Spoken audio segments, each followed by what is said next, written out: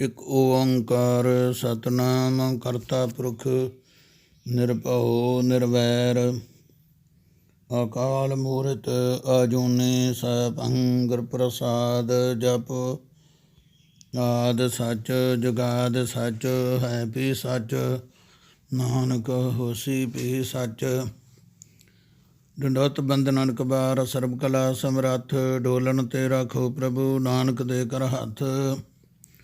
ਕਾਮ ਕ੍ਰੋਧ ਲੋਭ ਝੂਠ ਨਿੰਦਾ ਇਨ ਤੇ ਆਪ ਛਡਾਵੋ ਅਜੇ ਭੀਤਰ ਤੈਨ ਕੋ ਡਾਰੋ ਆਪਨ ਨਿਕਟ ਬੁਲਾਵੋ ਆਪਣੀ ਵਿਦ ਆਪ ਜਨਾਵੋ। ਸਤਿਗੁਰਾਂ ਦੀ ਸਵਾਰੀ ਪਿਆਰੀ ਗੁਰੂ ਕੀ ਸਾਧ ਸੰਗਤ ਆਪ ਸਰਬੱਤ ਮਾਈ ਭਾਈ ਭਲੇ ਹੋ ਜੋ ਇਸ ਸਮੇਂ 'ਤੇ ਆ ਕਰਕੇ ਭਲੇ ਸਮੇਂ 'ਤੇ ਗੁਰੂ ਮਹਾਰਾਜ ਜੀ ਦੇ ਦਰਸ਼ਨ ਦਿਦਾਰੇ ਕਰਕੇ ਸਮਾਂ ਸਫਲ ਕਰ ਰਹੇ ਹੋ। ਗੁਰੂ ਮਹਾਰਾਜ ਸਾਡੀ ਹਾਜ਼ਰੀ ਪ੍ਰਵਾਨ ਕਰਨ ਦਰੋਂ ਕਰੋ ਗੁਰਸਿੱਖੀ ਜੀ ਨਾਲ ਆਪਣੇ ਚਰਨਾਂ ਦਾ ਪ੍ਰੇਮ ਬਖਸ਼ਣ। ਹੁਕਮ ਹੋਇਆ ਹੈ ਕਿ ਅੱਜ ਦੀ ਜੋ ਵਿਚਾਰ ਹੈ ਜੋ ਚੱਲ ਰਹੀ ਰਵਾਇਤ ਅਨੁਸਾਰ ਅੱਜ ਜੋ ਮਾਘ ਦਾ ਮਹੀਨਾ ਆਰੰਭ ਹੋ ਰਿਹਾ ਹੈ, ਮਾਘ ਦੀ ਸੰਗਰਾਂਦ ਪ੍ਰਵੇਸ਼ ਹੋਈ ਹੈ। ਸਤਿਗੁਰੂ ਪਹਿਲੀਆਂ ਭੁੱਲਾਂ ਚੁੱਕਾਂ ਪਿਛਲੀਆਂ ਗਲਤੀਆਂ ਮਾਫ ਕਰਨਾ, ਇਹ ਮਹੀਨਾ ਅਤੇ ਆਉਣ ਵਾਲੇ ਸਮੇਂ 'ਚ ਸਭ ਦਾ ਭਲਾ ਕਰਨਾ, ਅੰਗ ਸੰਗ ਸਹਾਇਤਾ ਕਰਨਾ, ਕਿਰਪਾ ਕਰਨ, ਆਪਣੇ ਚਰਨਾਂ ਦਾ ਪ੍ਰੇਮ ਬਖਸ਼ਿਸ਼ ਕਰਨ, ਤੰਦਰੁਸਤੀਆਂ ਬਰਕਤਾਂ ਪ੍ਰੇਮ ਇਤਫਾਕ ਬਖਸ਼ਣਾ।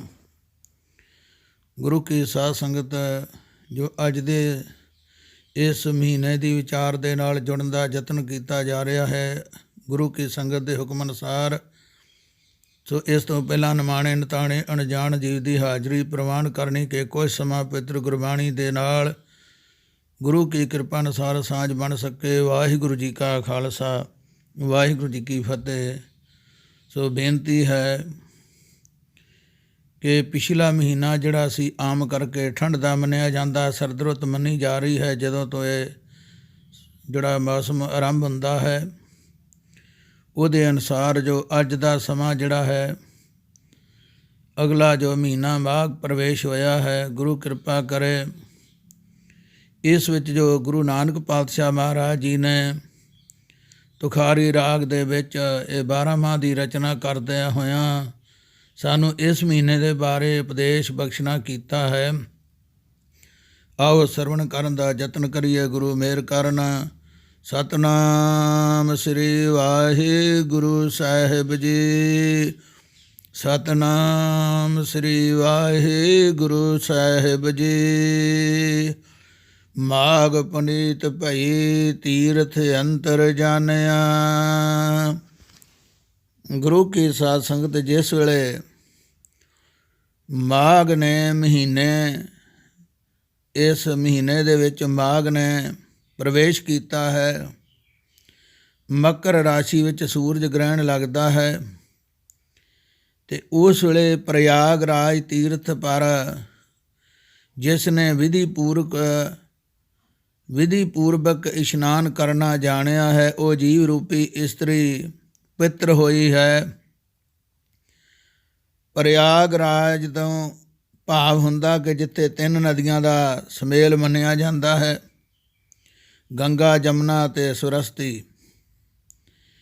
ਇਸ ਪ੍ਰਕਾਰ ਇੱਥੇ ਸਤਿਗੁਰਾਂ ਨੇ ਸਾਨੂੰ ਸਮਝਾਉਣਾ ਕੀਤਾ ਹੈ ਕਿ ਜਿਵੇਂ ਇਸ ਮਹੀਨੇ ਦੇ ਆਰੰਭ ਵੇਲੇ ਸੰਗਰਾਂਦ ਵਾਲੇ ਦਿਨ ਮੰਨਿਆ ਜਾਂਦਾ ਹੈ ਕਿ ਸੂਰਜ ਜਿਹੜਾ ਹੈ 12 ਰਾਸਾਂ ਵਿੱਚੋਂ ਮਕਰ ਰਾਸ਼ੀ ਵਿੱਚ ਆਪਣਾ ਸਥਾਨ ਬਦਲਦਾ ਹੈ। ਜਿਵੇਂ ਕਿਹਾ ਜਾਂਦਾ ਤਰੈਣ ਅਤੇ ਦਖਨੈਣ ਇਹ ਜਗ੍ਹਾ ਸੂਰਜ ਦੀਆਂ ਬਦਲਦੀਆਂ ਹਨ ਅਤੇ ਉਸ ਵੇਲੇ ਆਮ ਜਿਹੜੇ ਪੁਰਾਤਨ ਲੋਕ ਸਨ, ਪੁਰਾਣੇ ਸਮੇਂ ਤੋਂ ਸਨਾਤਨ ਧਰਮ ਨੂੰ ਮੰਨਣ ਵਾਲੇ, ਉਹ ਇਹਨਾਂ ਸਥਾਨਾਂ 'ਤੇ ਜਾ ਕਰਕੇ ਜਿੱਥੇ 3 ਨਦੀਆਂ ਦਾ ਸੁਮੇਲ ਹੈ, ਪ੍ਰਯਾਗਰਾਜ ਤ੍ਰਿਵੇਣੀ ਵੀ ਕਿਹਾ ਜਾਂਦਾ ਹੈ, ਜੋ ਵਿਧੀ ਇਸ ਨਾਲ ਇਸ਼ਨਾਨ ਕਰਦੇ ਸਨ ਅਤੇ ਜੀਵ ਰੂਪ ਇਸਤਰੀਆਂ ਜਿਹੜੀਆਂ ਉੱਥੇ ਜਾ ਕੇ ਇਸ਼ਨਾਨ ਕਰਦੀਆਂ ਸਨ ਅਤੇ ਕਿਹਾ ਜਾਂਦਾ ਕਿ ਇਹ ਹੁਣ ਪਵਿੱਤਰ ਹੋ ਚੁੱਕੀਆਂ ਹਨ। ਭਗਤ ਤੁਲਸੀਦਾਸ ਜੀ ਕਹਿੰਦੇ ਮਾਘ ਮਕਰ ਰਵ ਗਤ ਜਬ ਹੋਈ ਤੀਰਥ ਪਤੈ ਆਵ ਸਭ ਕੋਈ। ਇਸੇ ਪ੍ਰਕਾਰ ਇੱਧਰ ਜਿਹੜੇ 3 ਗੁਣ ਦੱਸੇ ਹਨ, ਰਜੋ ਸਤੋ ਅਤੇ ਤਮੋ 3 ਗੁਣ ਹਨ, ਜਿਨ੍ਹਾਂ ਵਿੱਚ ਸਾਰਾ ਸੰਸਾਰ ਦੇਵਤਿਆਂ ਤੱਕ ਸਾਰਾ ਇਸੇ ਵਿੱਚ ਹੀ ਚੱਲਦਾ ਹੈ, ਘੁੰਮਦਾ ਹੈ। ਇਹਦੇ 3 ਗੁਣਾਂ ਦੇ ਵਿੱਚ ਹੀ ਘੇਰੇ ਵਿੱਚ ਹੈ। ਇਸ ਤੋਂ ਅੱਗੇ ਚੌਥੀ ਅਵਸਥਾ ਕਿਸੇ ਵਿਰਲੇ ਨੂੰ ਪ੍ਰਾਪਤ ਹੁੰਦੀ ਹੈ, ਬ੍ਰਹਮ ਗਿਆਨ ਵਾਲੀ। ਸੋ ਇਹ ਜਿਹੜੇ 3 ਗੁਣ ਹਨ, ਇਹਨਾਂ ਵਿੱਚੋਂ ਸਤੋ ਗੁਣ ਰੂਪੀ ਜਿਹੜਾ ਮਾਘ ਦਾ ਮਹੀਨਾ ਮੰਨਿਆ ਜਾਂ ਗਿਣਿਆ ਹੈ, ਭਾਵ ਕਿ ਮਾਘ ਦਾ ਮਹੀਨਾ ਕਹਿ ਲਈਏ ਸਤੋ ਗੁਣ ਹੈ, ਅਤੇ ਸ਼ਰਧਾ ਰੂਪੀ ਮਕਰ ਰਾਸ਼ੀ ਹੈ, ਅਤੇ ਗਿਆਨ ਰੂਪੀ ਸੂਰਜ ਦਾ ਹਮੇਸ਼ਾ ਪੁਰਬ ਲੱਗਾ ਰਹਿੰਦਾ ਹੈ। ਸਤੋ ਗੁਣ ਮਹੀਨਾ ਕਹਿ ਲਈਏ ਅਤੇ ਸ਼ਰਧਾ ਜਿਹੜੀ ਹੈ ਮਕਰ ਰਾਸ਼ੀ ਕਹਿ ਲਈਏ, ਅਤੇ ਗਿਆਨ ਦਾ ਸੂਰਜ ਜਿਹੜਾ ਇਹ ਪੁਰਬ ਹੈ, ਜਿਹੜਾ ਮੇਲਾ ਕਹਿ ਲਈਏ, ਉਹ ਦਿਹਾੜਾ ਮਨਾਇਆ ਜਾਂਦਾ ਹੈ। ਅਤੇ ਇਹਦੇ ਵਿੱਚ ਜਿਹੜੇ ਤ੍ਰਿਵੇਣੀ ਪ੍ਰਯਾਗਰਾਜ ਕਿਹੜਾ ਹੈ, ਜਿੱਥੇ ਸੰਤਾਂ ਦਾ ਇਕੱਠ ਹੁੰਦਾ, ਪਰਮੇਸ਼ਰ ਦੇ ਪਿਆਰਿਆਂ ਦਾ ਸੰਤ ਸਮਾਗਮ ਹੈ, ਅਤੇ ਸੰਤ ਸਮਾਗਮ ਰੂਪੀ ਪ੍ਰਯਾਗਰਾਜ ਤੀਰਥ ਹੈ। ਸ਼ਾਸਤਰ ਦਾ ਇਹ ਨਿਯਮ ਹੈ ਕਿ ਜਿਵੇਂ ਮਕਰ ਰਾਸ਼ੀ ਵਿੱਚ ਸੂਰਜ ਗ੍ਰਹਿਣ ਲੱਗਦਾ ਹੈ, ਤਿਵੇਂ ਸ਼ਰਧਾ ਰੂਪੀ ਮਕਰ ਰਾਸ਼ੀ ਵਿੱਚ ਗਿਆਨ ਰੂਪ ਸੂਰਜ ਦੀ ਪ੍ਰਾਪਤੀ ਹੁੰਦੀ ਹੈ। ਸਤਿਗੁਰਾਂ ਦਾ ਵੀ ਫਰਮਾਨ ਹੈ, ਸ਼ਰਧਾ ਵਿਹੀਨ ਸ਼ੀਨ ਕੈਸੇ ਕਹਿ ਤਰਤ ਹੈ। ਜਿਹਦੇ ਅੰਦਰ ਸ਼ਰਧਾ ਨਹੀਂ, ਉਹਨੂੰ ਫਿਰ ਅਸਲ ਸੰਪੂਰਨ ਜਿਹੜਾ ਫਲ ਹੈ ਉਹ ਪ੍ਰਾਪਤ ਨਹੀਂ ਹੋ ਸਕਦਾ। ਕਿ ਇਸ ਕਰਕੇ ਸਤਿਗੁਰਾਂ ਦਾ ਜੋ ਫਰਮਾਨ ਹੈ ਭਾਈ, ਬੜਾ ਉਹਨਾਂ ਸੌਖਾ ਤਰੀਕਾ ਦੱਸਿਆ ਹੈ ਕਿ ਤ੍ਰਿਵੇਣੀ ਜਿਹੜੀ ਹੈ ਪ੍ਰਯਾਗਰਾਜ ਹੈ, ਉੱਥੇ ਸਾਰੇ ਨਹੀਂ ਜਾ ਸਕਦੇ। ਖਰਚਾ ਵੀ ਚਾਹੀਦਾ ਹੈ, ਸਮਾਂ ਵੀ ਚਾਹੀਦਾ ਹੈ, ਕਾਰੋਬਾਰ ਸੰਕੋਚ ਕੇ ਜਾਣਾ ਪੈਂਦਾ ਹੈ, ਹੋਰ ਕਈ ਮੁਸਾਫਰੀ ਦੀਆਂ ਮੁਸ਼ਕਿਲਾਂ ਹਨ। ਪਰ ਸਤਿਗੁਰੂ ਜੀ ਕਹਿੰਦੇ ਜਿੱਥੇ ਸੰਤਾਂ ਦਾ ਸਮਾਗ ਹੈ, ਸਭ ਤੋਂ ਸੌਖਾ ਇਹ ਪ੍ਰਯਾਗਰਾਜ ਹੈ। ਅਤੇ ਇੱਧਰ ਜਿਹੜੇ 3 ਗੁਣਾਂ ਵਿੱਚੋਂ ਸਤੋ ਗੁਣ ਹੈ, ਸਤੋ ਗੁਣ ਰੂਪੀ ਮਾਘ ਦੇ ਮਹੀਨੇ ਸ਼ਰਧਾ ਰੂਪੀ ਮਕਰ ਰਾਸ਼ੀ ਵਿੱਚ ਸੰਤਾਂ ਦਾ ਜਿੱਥੇ ਇਕੱਠ ਹੁੰਦਾ ਹੈ, ਸੰਤ ਸਮਾਗਮ ਰੂਪੀ ਪ੍ਰਯਾਗਰਾਜ ਰੂਪੀ ਤੀਰਥ ਪਰ, ਇੱਥੇ ਨਾਮ ਦੇ ਜਪਣ ਨੂੰ, ਨਾਮ ਦੇ ਧਿਆਨ ਨੂੰ, ਨਾਮ ਨੂੰ ਸੁਣਨ ਨੂੰ ਇਹ ਕਿਹਾ ਜਾਂਦਾ ਇਹ ਜਲ ਹੈ। ਇਹ ਨਾਮ ਦੇ ਜਲ ਵਿੱਚ ਇਸ਼ਨਾਨ ਕਰਨਾ ਜਾਣਿਆ ਹੈ। ਅਤੇ ਜਿਨ੍ਹਾਂ ਨੂੰ ਇਹ ਤਰੀਕਾ ਲੱਭ ਗਿਆ, ਪਤਾ ਲੱਗ ਗਿਆ, ਜਿਨ੍ਹਾਂ ਇਹ ਤਰੀਕਾ ਜਾਣ ਲਿਆ, ਉਸ ਜੀਵ ਦੀ ਬੁੱਧੀ ਪਵਿੱਤਰ ਹੋਈ ਹੈ। ਸਤੋਗੁਣ ਵਿੱਚ ਆ ਕਰਕੇ ਮਨ ਵਿੱਚ ਸ਼ਰਧਾ ਧਾਰ ਕੇ ਸੰਤਾਂ ਦੇ ਸਮਾਗਮ ਵਿੱਚ ਹਾਜ਼ਰੀ ਲਾਈ ਅਤੇ ਪਰਮੇਸ਼ਰ ਦਾ ਨਾਮ ਸੁਣਿਆ, ਅਤੇ ਸਮਝੋ ਕਿ ਉਹਦਾ ਪ੍ਰਯਾਗਰਾਜ ਤ੍ਰਿਵੇਣੀ ਵਿੱਚ ਜਾ ਕੇ ਇਸ਼ਨਾਨ ਕਰਨ ਵਾਲਾ ਜਿਹੜਾ ਸੀ, ਸਾਰਾ ਹੀ ਕਾਰਜ ਇੱਥੇ ਹੀ ਸਫਲ ਹੋ ਗਿਆ ਹੈ। ਇਸ ਕਰਕੇ ਸਤਿਗੁਰੂ ਜੀ ਕਹਿੰਦੇ ਪ੍ਰਤੱਖ ਪ੍ਰਯਾਗਰਾਜ ਤੀਰਥ ਪਰ ਜਾਣਾ ਬਹੁਤ ਮੁਸ਼ਕਿਲ ਹੈ, ਕਿਉਂਕਿ ਮਨੁੱਖ ਦੇ ਪਾਸ ਮਾਇਆ ਹੋਵੇ ਤਾਂ ਜਾ ਸਕਦਾ ਹੈ, ਦੂਜਾ ਮੁਸਾਫਰੀ ਦਾ ਦੁੱਖ ਸਹਾਰਨਾ ਪੈਂਦਾ ਹੈ। ਇੱਧਰ ਅੰਤਰੀਵ ਸੰਤ ਸਮਾਗਮ ਰੂਪੀ ਪ੍ਰਯਾਗਰਾਜ ਤੀਰਥ ਸੁਲਭ ਹੈ, ਸੌਖਾ ਪ੍ਰਾਪਤ ਹੋ ਸਕਦਾ ਹੈ, ਕਿਉਂਕਿ ਇਸ ਤੀਰਥ ਪਰ ਨਾ ਮਾਇਆ ਦਾ ਕੋਈ ਖਰਚਾ, ਨਾ ਹੀ ਮੁਸਾਫਰੀ ਦਾ ਦੁੱਖ। ਅਤੇ ਫਿਰ ਪ੍ਰਤੱਖ ਪ੍ਰਯਾਗਰਾਜ ਤੀਰਥ ਇੱਕ ਦੇਸੀ ਹੈ, ਇੱਕ ਜਗ੍ਹਾ 'ਤੇ ਹੈ, ਭਾਵ ਇੱਕ ਸਥਾਨ ਪਰ ਹੀ ਹੈ। ਅਤੇ ਇਹ ਜਿਹੜਾ ਸੰਤ ਸਮਾਗਮ ਹੈ ਇਹ ਕਿਤੇ ਵੀ ਹੋ ਸਕਦਾ ਹੈ, ਜ਼ਰੂਰੀ ਨਹੀਂ ਕਿ ਇੱਕ ਥਾਂ ਹੀ ਹੈ। ਇਸ ਕਰਕੇ ਸਰਬਦੇਸੀ ਹੈ ਸੰਤਾਂ ਦਾ ਸਮਾਗਮ ਰਾਜ ਤੀਰਥ ਜਿਹੜਾ ਹੈ। ਹਰ ਦੇਸ਼, ਹਰ ਨਗਰ, ਹਰ ਮਹੱਲੇ ਵਿੱਚ ਥੋੜ੍ਹਾ ਬਹੁਤਾ ਸਤਸੰਗ ਹੁੰਦਾ ਹੀ ਰਹਿੰਦਾ ਹੈ। ਇਸ ਕਰਕੇ ਸੰਤ ਸਮਾਗਮ ਰੂਪੀ ਪ੍ਰਯਾਗਰਾਜ ਤੀਰਥ ਉੱਤਮ ਹੈ। ਅਤੇ ਸਤਿਗੁਰੂ ਜੀ ਕਹਿੰਦੇ ਜਿਨ੍ਹਾਂ ਇਸ ਮਹੀਨੇ ਵਿੱਚ ਇਸ਼ਨਾਨ ਕਰ ਲਿਆ, ਸੰਤਾਂ ਦੇ ਸਮਾਗਮ ਵਿੱਚ ਹਾਜ਼ਰੀ ਲਾ ਲਈ, ਉਹ ਸਫਲ ਹੋ ਗਏ। ਮਾਘ ਮਜਨ ਸੰਗ ਸਾਧੂਆਂ ਧੂੜੇ ਕਰ ਇਸ਼ਨਾਨ, ਹਰ ਕਾ ਨਾਮ ਧਿਆਏ ਸੁਣ ਸਭਨਾ ਨੋ ਕਰਦਾਨ। ਇਹ 5ਵੇਂ ਪਾਤਸ਼ਾਹ ਨੇ ਵੀ ਇਸੇ 12 ਮਾਹ ਜੀ ਦਾ ਅੱਗੇ ਹੋਰ ਟੀਕਾ ਕਰਕੇ ਭਾਵਰਥ ਸੌਖਾ ਦੱਸਦਿਆਂ ਹੋਇਆਂ ਸਾਨੂੰ ਇਹ ਦੱਸਣਾ ਕੀਤਾ ਹੈ ਕਿ ਭਾਈ ਇਸ ਮਹੀਨੇ ਦੇ ਵਿੱਚ ਜਿਹੜੇ ਸੰਤਾਂ ਦਾ ਸੰਗ ਕਰਦੇ ਹਨ, ਪਰਮੇਸ਼ਰ ਦਾ ਨਾਮ ਕਹਿੰਦੇ ਸੁਣਦੇ ਹਨ ਅਤੇ ਸ਼ੁਭ ਵਿਧੀ ਪੂਰਵਕ ਲੋੜਵੰਦਾਂ ਨੂੰ ਦਾਨ ਦਿੰਦੇ ਹਨ, ਉਹਨਾਂ ਦਾ ਸਮਾਂ ਇਹ ਸਫਲਾ ਹੋ ਜਾਂਦਾ ਹੈ। ਸਾਜਨ ਸਹਿਜ ਮਿਲੇ ਗੁਣ ਗਏ ਅੰਕ ਸਮਾਨਿਆ, ਜਿਵੇਂ ਪ੍ਰਤੱਖ ਪ੍ਰਯਾਗਰਾਜ ਤੀਰਥ ਨਾਲੋਂ ਸੰਤ ਸਮਾਗਮ ਰੂਪੀ ਇਹ ਤੀਰਥ ਸੁਲੱਭ ਹੈ, ਸੌਖਾ ਪ੍ਰਾਪਤ ਹੋ ਸਕਦਾ ਹੈ, ਕਿਉਂਕਿ ਪਰਮੇਸ਼ਰ ਦੇ ਪਿਆਰਿਆਂ ਦਾ ਸਤਸੰਗ ਜਿਹੜਾ ਹੈ ਆਮ ਸੌਖਾ ਮਿਲ ਸਕਦਾ ਹੈ। ਤੇ ਫਿਰ ਕਿਹਾ ਜਾਂਦਾ ਕਿ ਆਮ ਗ੍ਰੰਥਾਂ ਦਾ ਹਵਾਲਾ ਹੈ ਕਿ ਪ੍ਰਯਾਗਰਾਜ ਤੀਰਥ ਦਾ ਇਸ਼ਨਾਨ ਜਿਹੜਾ ਹੈ ਉਹ ਜਿਹੜਾ ਕੋਈ ਵਿਧੀ ਨਾਲ ਕਰ ਲਵੇ ਉਹਦਾ ਫਲ ਵੀ ਮਰ ਜਾਣ ਤੋਂ ਪਿੱਛੋਂ ਮਿਲਦਾ ਹੈ, ਜਦੋਂ ਜੀਵ ਇਹ ਮਾਤ ਲੋਕ ਤੋਂ ਚਲਿਆ ਜਾਂਦਾ ਹੈ। ਤੇ ਜਿਹੜਾ ਸੰਤਾਂ ਦਾ ਸਮਾਗਮ ਹੈ ਇਹਦੇ ਵਿੱਚ ਜਿਹਨੇ ਹਾਜ਼ਰੀ ਲਾਈ ਹੈ ਤੇ ਨਾਮ ਦਾ ਉੱਥੇ ਜਸ ਪਰਮੇਸ਼ਰ ਦਾ ਨਾਮ ਸੁਣਿਆ ਹੈ, ਨਾਮ ਦਾ ਲਾਹਾ ਲਿਆ ਹੈ, ਇਹ ਨਾਮ ਜਲ ਵਿੱਚ ਇਸ਼ਨਾਨ ਕਰਨ ਨਾਲ ਜਿਉਂਦਿਆਂ ਹੀ ਫਲ ਮਿਲ ਜਾਂਦਾ ਹੈ। ਉਚਾਰਨ ਕਰੋ ਸ੍ਰੀ ਵਾਹਿਗੁਰੂ। ਇਸ ਕਰਕੇ ਸੰਤਾਂ ਦਾ ਸਤਸੰਗ ਜਿਹੜਾ ਹੈ ਨਾਮ ਜਪਣ ਨਾਲੋਂ ਸਿਮਰਨ ਦੇ ਨਾਲੋਂ ਵੀ ਉੱਤਮ ਮੰਨਿਆ ਜਾਂਦਾ ਹੈ, ਕਿਉਂਕਿ ਸੰਤਾਂ ਦੇ ਸੰਗ ਵਿੱਚ ਆ ਕੇ ਜੀਵ ਦੀ ਬੁੱਧੀ ਜਿਹੜੀ ਹੈ ਕੁਝ ਟਿਕਾਣੇ ਹੋ ਜਾਂਦੀ ਹੈ। ਤੇ ਜਿਹੜੇ ਉਹਨਾਂ ਬਚਨਾਂ ਨੂੰ ਮਨ ਵਿੱਚ ਧਾਰ ਲੈਂਦੇ ਹਨ, ਸ਼ਰਧਾ ਨਾਲ ਫਿਰ ਮੰਨ ਲੈਂਦੇ ਹਨ, ਉਹਨਾਂ ਦਾ ਸਦਾ ਹੀ ਮਨ ਦਾ ਟਿਕਾ ਬਣ ਜਾਂਦਾ ਹੈ। ਜਿਨ੍ਹਾਂ ਨੇ ਪ੍ਰਭੂ ਦੀ ਪ੍ਰਾਪਤੀ ਦੇ ਸ਼ੁਭ ਗੁਣ ਹਿਰਦੇ ਵਿੱਚ ਧਾਰਨ ਕੀਤੇ, ਗ੍ਰਹਿਣ ਕੀਤੇ ਹਨ, ਉਹ ਮਨੁੱਖ ਪ੍ਰਭੂ ਦੇ ਅੰਕ ਰੂਪੀ ਸ਼ਰਧਾ ਰੂਪ ਸਰੂਪ ਵਿੱਚ ਸਮਾ ਗਏ ਹਨ, ਭਾਵ ਪਰਮੇਸ਼ਰ ਨਾਲ ਇੱਕਮਿਕ ਹੋ ਗਏ ਹਨ। ਜਿਵੇਂ ਕਿਸੇ ਡਿੱਗੇ ਨੂੰ ਸਤਿਗੁਰੂ ਉਠਾ ਕੇ ਆਪਣੇ ਪਵਿੱਤਰ ਕਰ ਕਮਲਾਂ ਨਾਲ ਆਪਣੇ ਗਲ ਨਾਲ ਲਾ ਲੈਂਦੇ ਹਨ, ਇਵੇਂ ਉਹਨਾਂ 'ਤੇ ਕਿਰਪਾ ਹੋ ਜਾਂਦੀ ਹੈ। ਪ੍ਰੀਤਮ ਗੁਣ ਅੰਕੇ ਸੁਣ ਪ੍ਰਭ ਬੰਕੇ ਤੁਧ ਭਾਵਾ ਸਰਨਾਵਾ।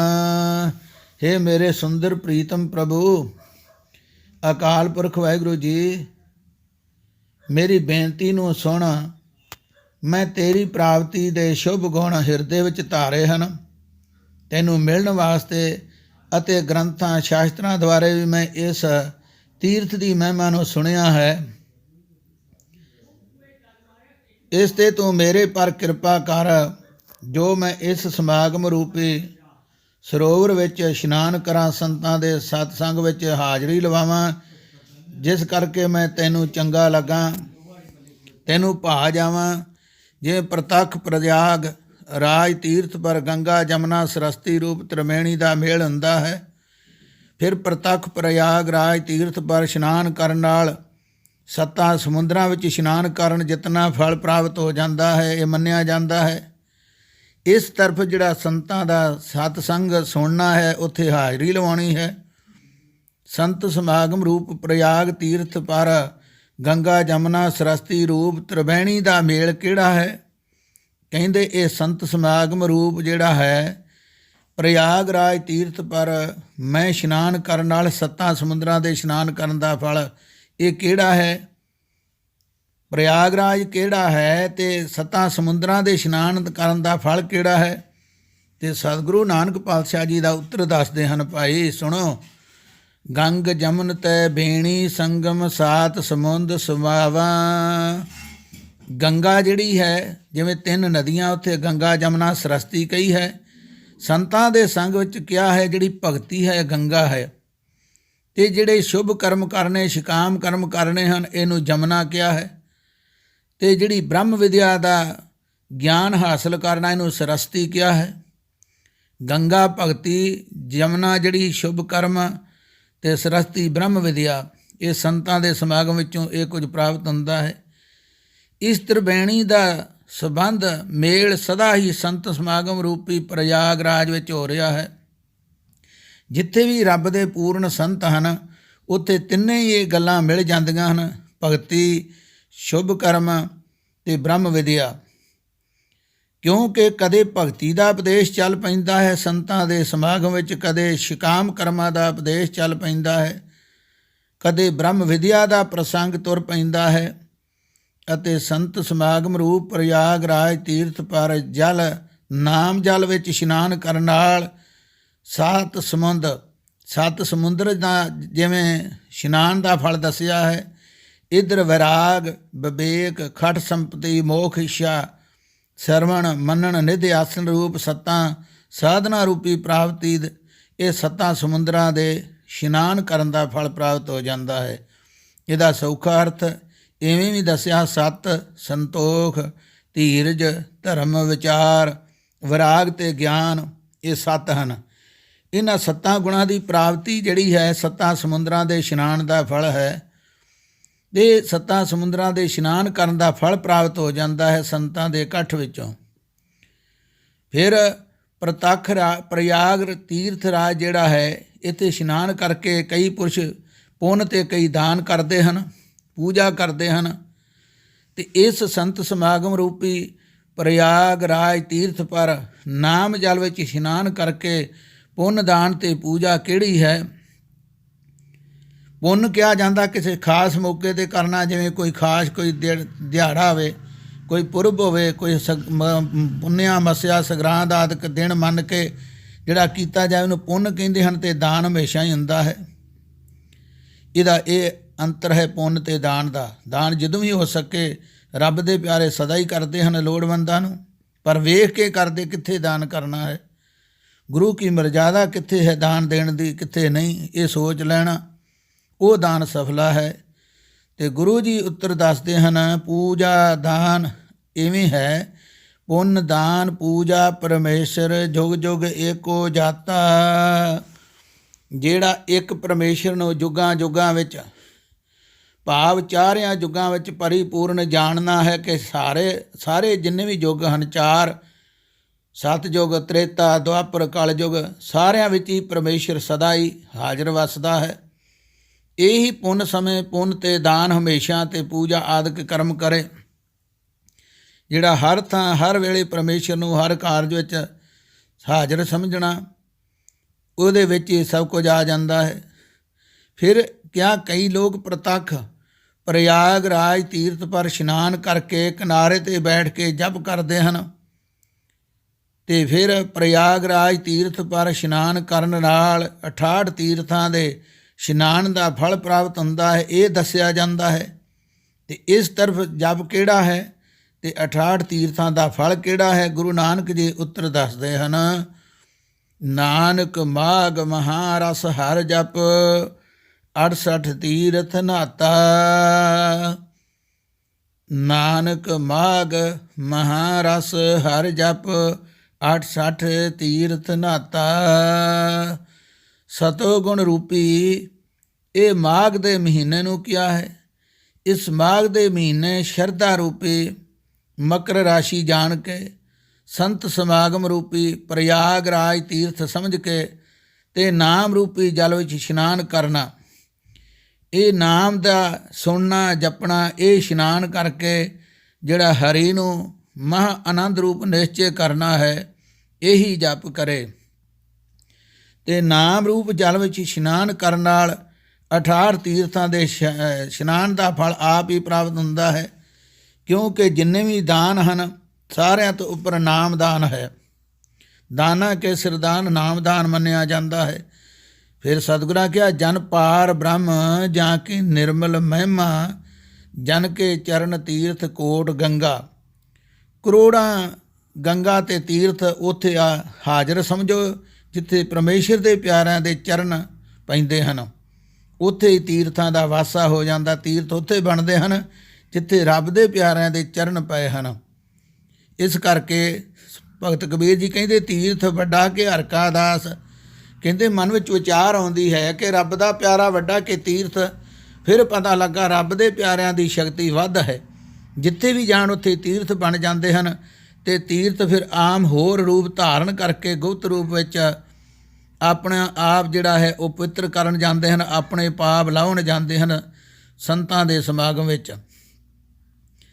ਇਸ ਕਰਕੇ ਇਸ ਮਹੀਨੇ ਵਿੱਚ ਸਤਿਗੁਰੂ ਜੀ ਕਹਿੰਦੇ ਹਨ ਕਿ ਭਾਈ ਇਹ ਮਹੀਨਾ ਤਾਂ ਹੀ ਸਫਲ ਹੈ, ਜਿਵੇਂ 5ਵੇਂ ਪਾਤਸ਼ਾਹ ਜੀ ਕਿਹਾ, ਮਾਘ ਮਜਨ ਸੰਗ ਸਾਧੂਆਂ ਧੂੜੀ ਕਰ ਇਸ਼ਨਾਨ, ਹਰ ਕਾ ਨਾਮ ਧਿਆਏ ਸੁਣ ਸਭਨਾ ਨੂੰ ਕਰ ਦਾਨ, ਜਨਮ ਕਲਮ ਕਰਮ ਮਲ ਉਤਰੈ ਮਨ ਤੇ ਜਾਏ ਗਮਾਨ।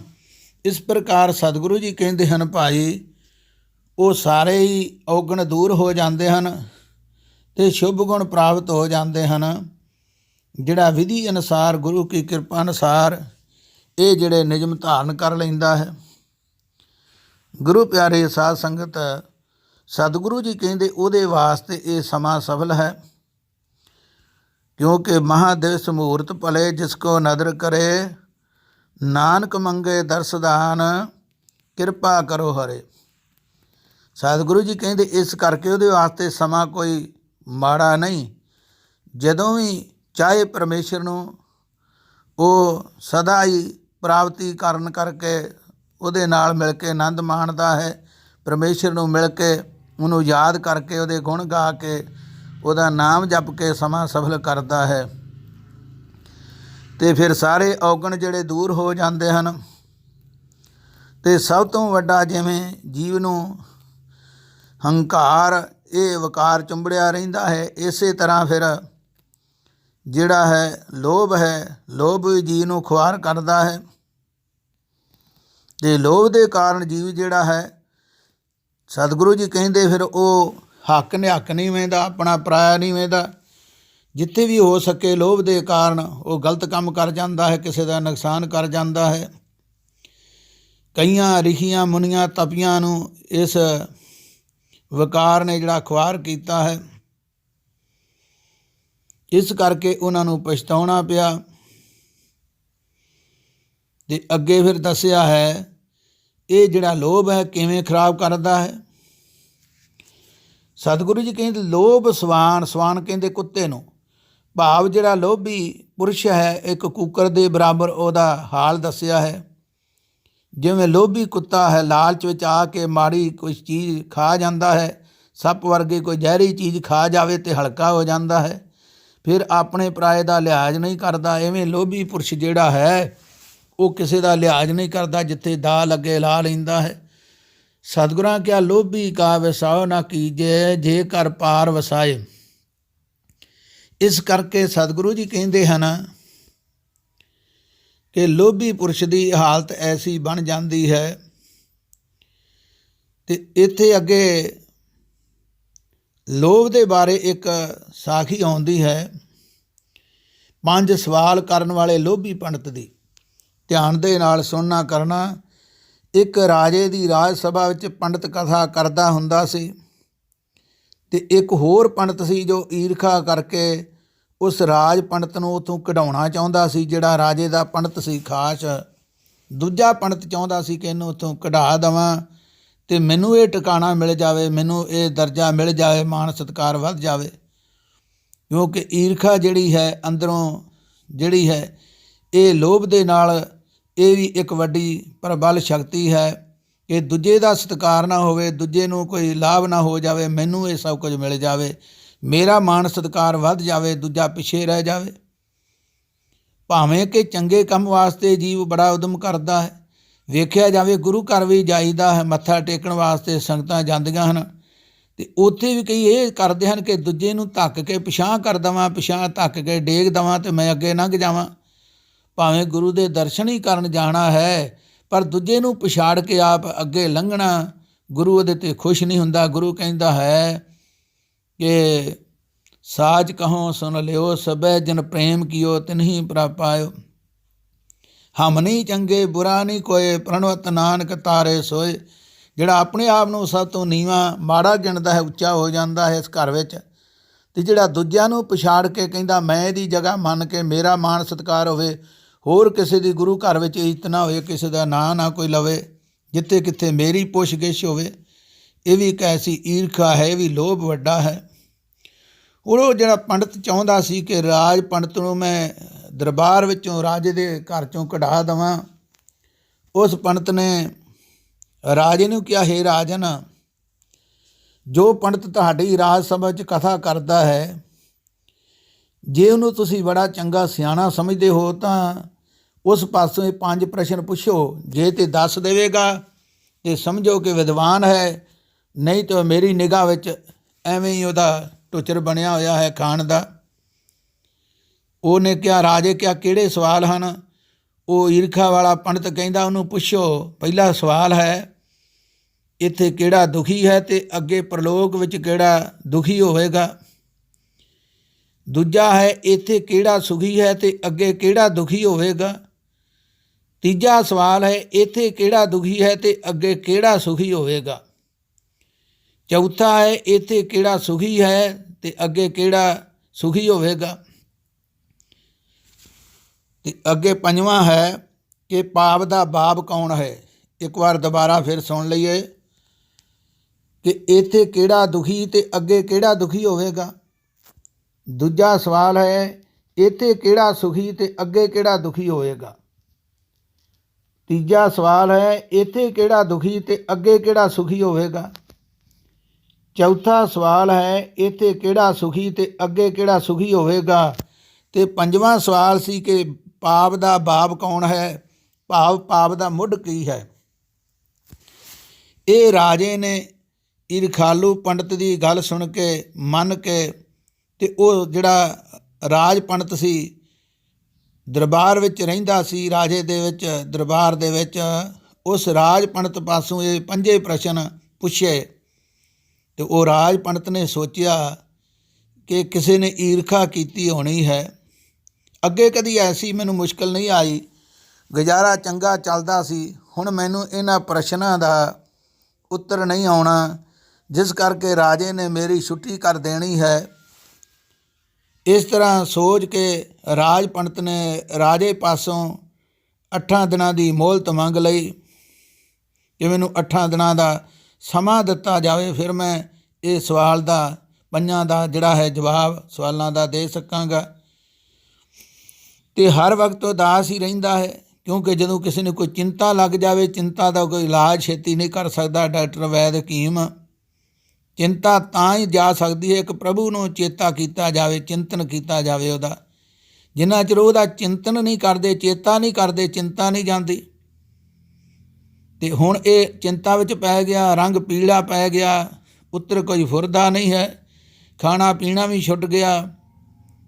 ਤੇ ਉਸ ਰਾਜ ਪੰਡਤ ਦੀ ਇੱਕ ਲੜਕੀ ਸੀ ਬੜੀ ਸਿਆਣੀ, ਉਹਨੇ ਪਿਤਾ ਦੀ ਐਸੀ ਹਾਲਤ ਵੇਖ ਕੇ ਉਦਾਸੀ ਦਾ ਕਾਰਨ ਪੁੱਛਿਆ, ਪਿਤਾ ਜੀ ਕੀ ਕਾਰਨ, ਆਪ ਉਦਾਸ ਕਿਉਂ ਹੋ। ਤਾਂ ਪੰਡਤ ਨੇ ਸਭ ਕੁਝ ਦੱਸ ਦਿੱਤਾ ਕਿ ਆਹ ਮੈਨੂੰ ਰਾਜੇ ਨੇ ਕਿਸੇ ਈਰਖਾਲੂ ਬੰਦੇ ਦੇ ਕਹੇ ਤੇ ਇਹ ਸਵਾਲ 5 ਪੁੱਛੇ ਹਨ ਤੇ ਮੈਨੂੰ ਪਤਾ ਨਹੀਂ ਉਹਨਾਂ ਦੇ ਉੱਤਰ ਦਾ। ਲੜਕੀ ਸਿਆਣੀ ਸੀ, ਹੌਸਲਾ ਦਿੱਤਾ ਕਿ ਤੂੰ ਘਾਬਰ ਨਾ ਪਿਤਾ ਜੀ, ਇਹ ਗੱਲ ਤਾਂ ਕੁਝ ਨਹੀਂ, ਰਾਜੇ ਦੀ ਸਭਾ ਵਿੱਚ ਮੈਂ ਤੇਰੇ ਨਾਲ ਜਾਵਾਂਗੀ ਤੇ ਉੱਤਰ ਦੇਵਾਂਗੀ। ਇਹ ਸੁਣ ਕੇ ਪੰਡਤ ਨੂੰ ਕੁਝ ਕੁ ਧੀਰਜ ਹੋਈ ਤੇ ਲੜਕੀ ਨੇ ਇੰਨੇ ਸਮੇਂ 'ਚ ਸੋਚ ਕੇ ਇੱਕ ਸਕੀਮ ਬਣਾਈ। ਇੱਕ ਗਰੀਬ ਲੱਕੜਹਾਰਾ ਤਿਆਰ ਕੀਤਾ, ਉਹਨੂੰ ਲੱਭਿਆ, ਉਹਦੇ ਨਾਲ ਵਿਚਾਰ ਕੀਤੀ ਕਿ ਤੂੰ ਸਾਡੇ ਨਾਲ ਇਸ ਕੰਮ ਵਾਸਤੇ ਜਾਣਾ ਹੈ। ਇੱਕ ਦੂਜੀ ਵੇਸਵਾ ਤਿਆਰ ਕੀਤੀ ਤੇ ਤੀਜੇ ਇੱਕ ਮਹਾਂਪੁਰਸ਼ ਸੰਤਾਂ ਨੂੰ ਬੇਨਤੀ ਕੀਤੀ, ਮਹਾਰਾਜ ਜੀ ਫਲਾਣੇ ਦਿਨ ਰਾਜੇ ਦੀ ਸਭਾ 'ਚ ਮੇਰੀ ਬੇਨਤੀ ਮੰਨ ਕੇ ਦਰਸ਼ਨ ਦੇਣੇ, ਉੱਥੇ ਜ਼ਰੂਰੀ ਜਾਣਾ ਹੈ। ਤੇ ਚੌਥਾ ਇੱਕ ਸ਼ਾਹੂਕਾਰ ਤਿਆਰ ਕੀਤਾ ਨਾਲ। ਤੇ ਜਦੋਂ ਮੋਹਲਤ ਪੂਰੀ ਹੋ ਗਈ, ਸਮਾਂ ਆ ਗਿਆ, ਤੋ ਰਾਜ ਪੰਡਤ ਦੀ ਜਿਹੜੀ ਲੜਕੀ ਸੀ ਆਪਣੇ ਪਿਤਾ ਨਾਲ ਰਾਜ ਦਰਬਾਰ ਨੂੰ ਚੱਲ ਪਈ। ਤੇ ਜਿਹੜਾ ਈਰਖਾ ਕਰਦਾ ਸੀ ਪੰਡਤ, ਜਿਹਨੇ ਸਾਰੀ ਵਿਧ ਬਣਾਈ ਸੀ, ਜਿਸ ਪੰਡਤ ਨੇ 5 ਪ੍ਰਸ਼ਨਾਂ ਦਾ ਉੱਤਰ ਰਾਜੇ ਪਾਸੋਂ ਮੰਗਿਆ ਸੀ, ਤੇ ਹੁਣ ਇਹ ਲੜਕੀ ਉਹਨੂੰ ਕਹਿਣ ਲੱਗੀ ਈਰਖਾ ਵਾਲੇ ਪੰਡਤ ਨੂੰ, ਉਸ ਨੂੰ 500 ਰੁਪਏ ਦਾ ਲਾਲਚ ਦੇ ਕੇ ਇਹ ਇੱਕ ਮਰਿਆ ਹੋਇਆ ਕੁੱਤੀ ਦਾ ਬੱਚਾ, ਇੱਕ ਕਤੂਰਾ ਚਿੱਟੇ ਕੱਪੜੇ ਵਿੱਚ ਲਪੇਟ ਕੇ ਕੱਛ ਵਿੱਚ ਚੁਕਾ ਦਿੱਤਾ ਕਿ ਮੇਰੀ ਵਸਤੂ ਚੁੱਕੀ ਜਾ, ਤੈਨੂੰ 500 ਰੁਪਈਆ ਦੇਵਾਂਗੀ, ਤੂੰ ਪੰਡਤ ਹੈ, ਤੈਨੂੰ ਮੁਫਤ ਨਹੀਂ ਚੁਕਾਉਂਦੀ। ਦੱਸਿਆ ਨਹੀਂ ਕਿ ਇਹਦੇ ਵਿੱਚ ਕੀ ਹੈ, ਕਿਉਂਕਿ ਜਿਹੜਾ ਬੰਦਾ ਕਿਸੇ ਨਾਲ ਧੋਖਾ ਕਰਦਾ ਉਹਦੇ ਆਪਣੇ ਅੱਗੇ ਹੀ ਆਉਂਦਾ ਹੈ। ਸਤਿਗੁਰਾਂ ਸਾਨੂੰ ਬਹੁਤ ਵੱਡਾ ਫੈਸਲਾ ਵਧੀਆ ਦਿੱਤਾ ਹੈ ਕਿ ਕੀਤਾ ਪਾਈਏ ਆਪਣਾ ਸਾ ਘਾਲ ਬੁਰੀ ਕਿਉਂ ਘਾਲੀਏ। ਜੇ ਆਪਣਾ ਹੀ ਕੀਤਾ ਗਾੜੀ ਆਉਣਾ ਤਾਂ ਫਿਰ ਮਾੜਾ ਕਿਉਂ ਕਰਨਾ, ਫਿਰ ਆਪ ਨੂੰ ਭੋਗਣਾ ਪੈਣਾ। ਤੇ ਲਾਲਚੀ ਬੰਦੇ ਦੇ ਨਾਲ ਫਿਰ ਇਹੋ ਹੀ ਕੰਮ ਐਸਾ ਹੀ ਬਣਦਾ ਹੈ।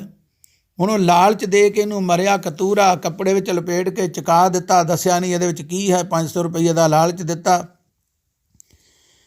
ਪਰ ਪੰਡਤ ਨੂੰ ਪਤਾ ਨਾ ਲੱਗਣ ਦਿੱਤਾ ਕਿ ਕੱਪੜੇ ਵਿੱਚ ਕੀ ਹੈ, ਤੇ ਪੰਡਤ ਨੇ ਵੀ 500 ਰੁਪਏ ਦੇ ਲੋਭ ਕਰਕੇ ਪੁੱਛਿਆ ਹੀ ਨਹੀਂ ਕਿ ਇਸ ਵਿੱਚ ਕੀ ਹੈ।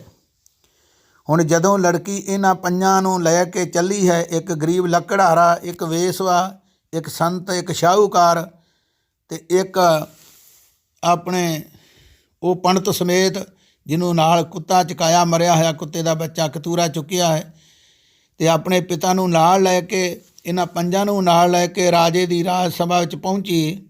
ਤਾਂ ਰਾਜੇ ਨੇ ਉਹ 5 ਸਵਾਲ 5 ਪ੍ਰਸ਼ਨ ਪੁੱਛੇ।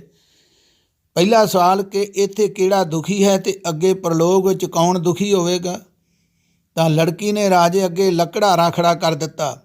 ਉਹਨੂੰ ਅੱਗੇ ਕਰਕੇ ਕਹਿਣ ਲੱਗੀ, ਸਮਝਾਇਆ ਕਿ ਰਾਜਾ ਸੁਣ, ਇਹ ਵਿਚਾਰਾ ਗਰੀਬ ਲੱਕੜਹਾਰਾ ਇੱਥੇ ਵੀ ਦੁਖੀ ਹੈ ਅਤੇ ਪ੍ਰਲੋਕ ਵਿੱਚ ਵੀ ਦੁਖੀ ਹੋਵੇਗਾ।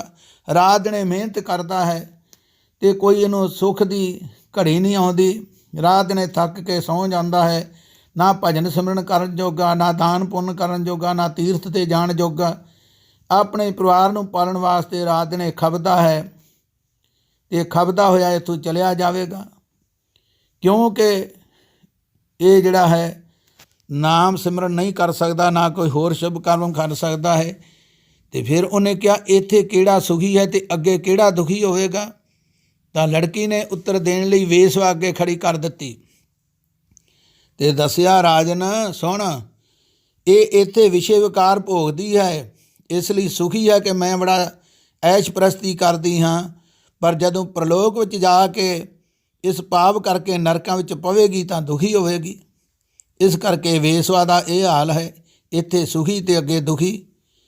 ਸਤਿਗੁਰੂ ਜੀ ਕਹਿੰਦੇ, ਨਿਮਕ ਕਾਮ ਸਵਾਦ ਕਾਰਨ ਕੋਟ ਦਿਨ ਦੁੱਖ ਪਾਵੇ। ਇੱਕ ਅੱਖ ਫਰਕਣੇ ਜਿੰਨਾ ਸੁੱਖ ਵਾਸਤੇ ਕਰੋੜਾਂ ਜਨਮਾਂ ਜੀਵ ਦੁੱਖ ਭੋਗਦਾ ਹੈ, ਪਰ ਉਹ ਪਾਪ ਕਰਨ ਤੋਂ ਰੁਕਦਾ ਨਹੀਂ। ਘੜੀ ਮੋਤ ਰੰਗ ਮਾਣੇ, ਫਿਰ ਬੌਰ ਬੌਰ ਪਛਤਾਵੇ, ਫਿਰ ਪਛਤਾਇਆ ਕੁਝ ਬਣਦਾ ਨਹੀਂ। ਅਤੇ ਸਤਿਗੁਰੂ ਜੀ ਕਹਿੰਦੇ ਇਸ ਕਰਕੇ ਇਹ ਜਿਹੜਾ ਵਿਕਾਰ ਹੈ ਜੀਵ ਨੂੰ ਨਰਕਾਂ ਵਿੱਚ ਖੁਆਰ ਕਰਦਾ ਹੈ। ਹੁਣ ਅੱਗੇ ਹੈ, ਇੱਥੇ ਕਿਹੜਾ ਦੁਖੀ ਹੈ ਅਤੇ ਅੱਗੇ ਕੌਣ ਸੁਖੀ ਹੋਵੇਗਾ। ਤਾਂ ਲੜਕੀ ਨੇ ਉਹ ਸੰਤ ਮਹਾਂਪੁਰਸ਼ ਜਿਹੜੇ ਸਨ ਨਾਲ, ਉਹਨਾਂ ਮਹਾਂਪੁਰਖਾਂ ਵੱਲ ਇਸ਼ਾਰਾ ਕਰਕੇ ਉੱਤਰ ਦਿੱਤਾ, ਹੈ ਬਾਦਸ਼ਾਹ, ਐਸੇ ਸੰਤ ਮਹਾਤਮਾ ਆਪਣੇ ਸਰੀਰ 'ਤੇ ਕਸ਼ਟ ਝੱਲ ਕੇ, ਸਰੀਰ ਨੂੰ ਦੁੱਖ ਦੇ ਕੇ ਇੱਥੇ ਤਪੱਸਿਆ ਕਰਦੇ ਹਨ, ਪਰ ਅੱਗੇ ਪ੍ਰਲੋਕ ਵਿੱਚ ਇਹਨਾਂ ਨੂੰ ਸੁੱਖ ਮਿਲੇਗਾ, ਕਿਉਂਕਿ ਅੰਮ੍ਰਿਤ ਵੇਲੇ ਉੱਠਣਾ ਕੋਈ ਸੌਖਾ ਕੰਮ ਨਹੀਂ। ਅੰਮ੍ਰਿਤ ਵੇਲੇ ਜਾ ਕੇ ਇਸ਼ਨਾਨ ਕਰਨਾ, ਨਾਮ ਜਪਣਾ, ਬਾਣੀ ਪੜ੍ਹਨੀ, ਸੰਗਤ ਵਿੱਚ ਜਾਣਾ, ਇਹ ਬੜੇ ਉੱਚੇ ਕਰਮਾਂ ਵਾਲੇ ਨੂੰ ਇਹ ਕੁਝ ਮਿਲਦਾ। ਬੜੀ ਇਹ ਮਿਹਨਤ ਸਮਝੀ ਜਾਂਦੀ, ਬੜੀ ਵੱਡੀ ਕੁਰਬਾਨੀ ਹੈ ਅੰਮ੍ਰਿਤ ਵੇਲੇ ਦੀ, ਜਿਹਨੂੰ ਗੁਰੂ ਬਖਸ਼ੇ ਉਹ ਕਰਦਾ ਹੈ। ਇਸ ਕਰਕੇ ਇੱਥੇ ਭਾਵੇਂ ਇਹਨੂੰ ਮੁਸ਼ਕਿਲ ਆਉਂਦੀ ਹੈ, ਪਰ ਅੱਗੇ ਸੁੱਖ ਭੋਗੇਗਾ। ਦੁੱਖ ਦਾਰੂ ਸੁੱਖ ਰੋਗ ਪਿਆ। ਅਤੇ ਅੱਗੇ ਸਵਾਲ ਸੀ ਕਿਹੜਾ ਇੱਥੇ ਸੁਖੀ ਹੈ ਅਤੇ ਅੱਗੇ ਕਿਸ ਨੂੰ ਸੁੱਖ ਮਿਲੇਗਾ।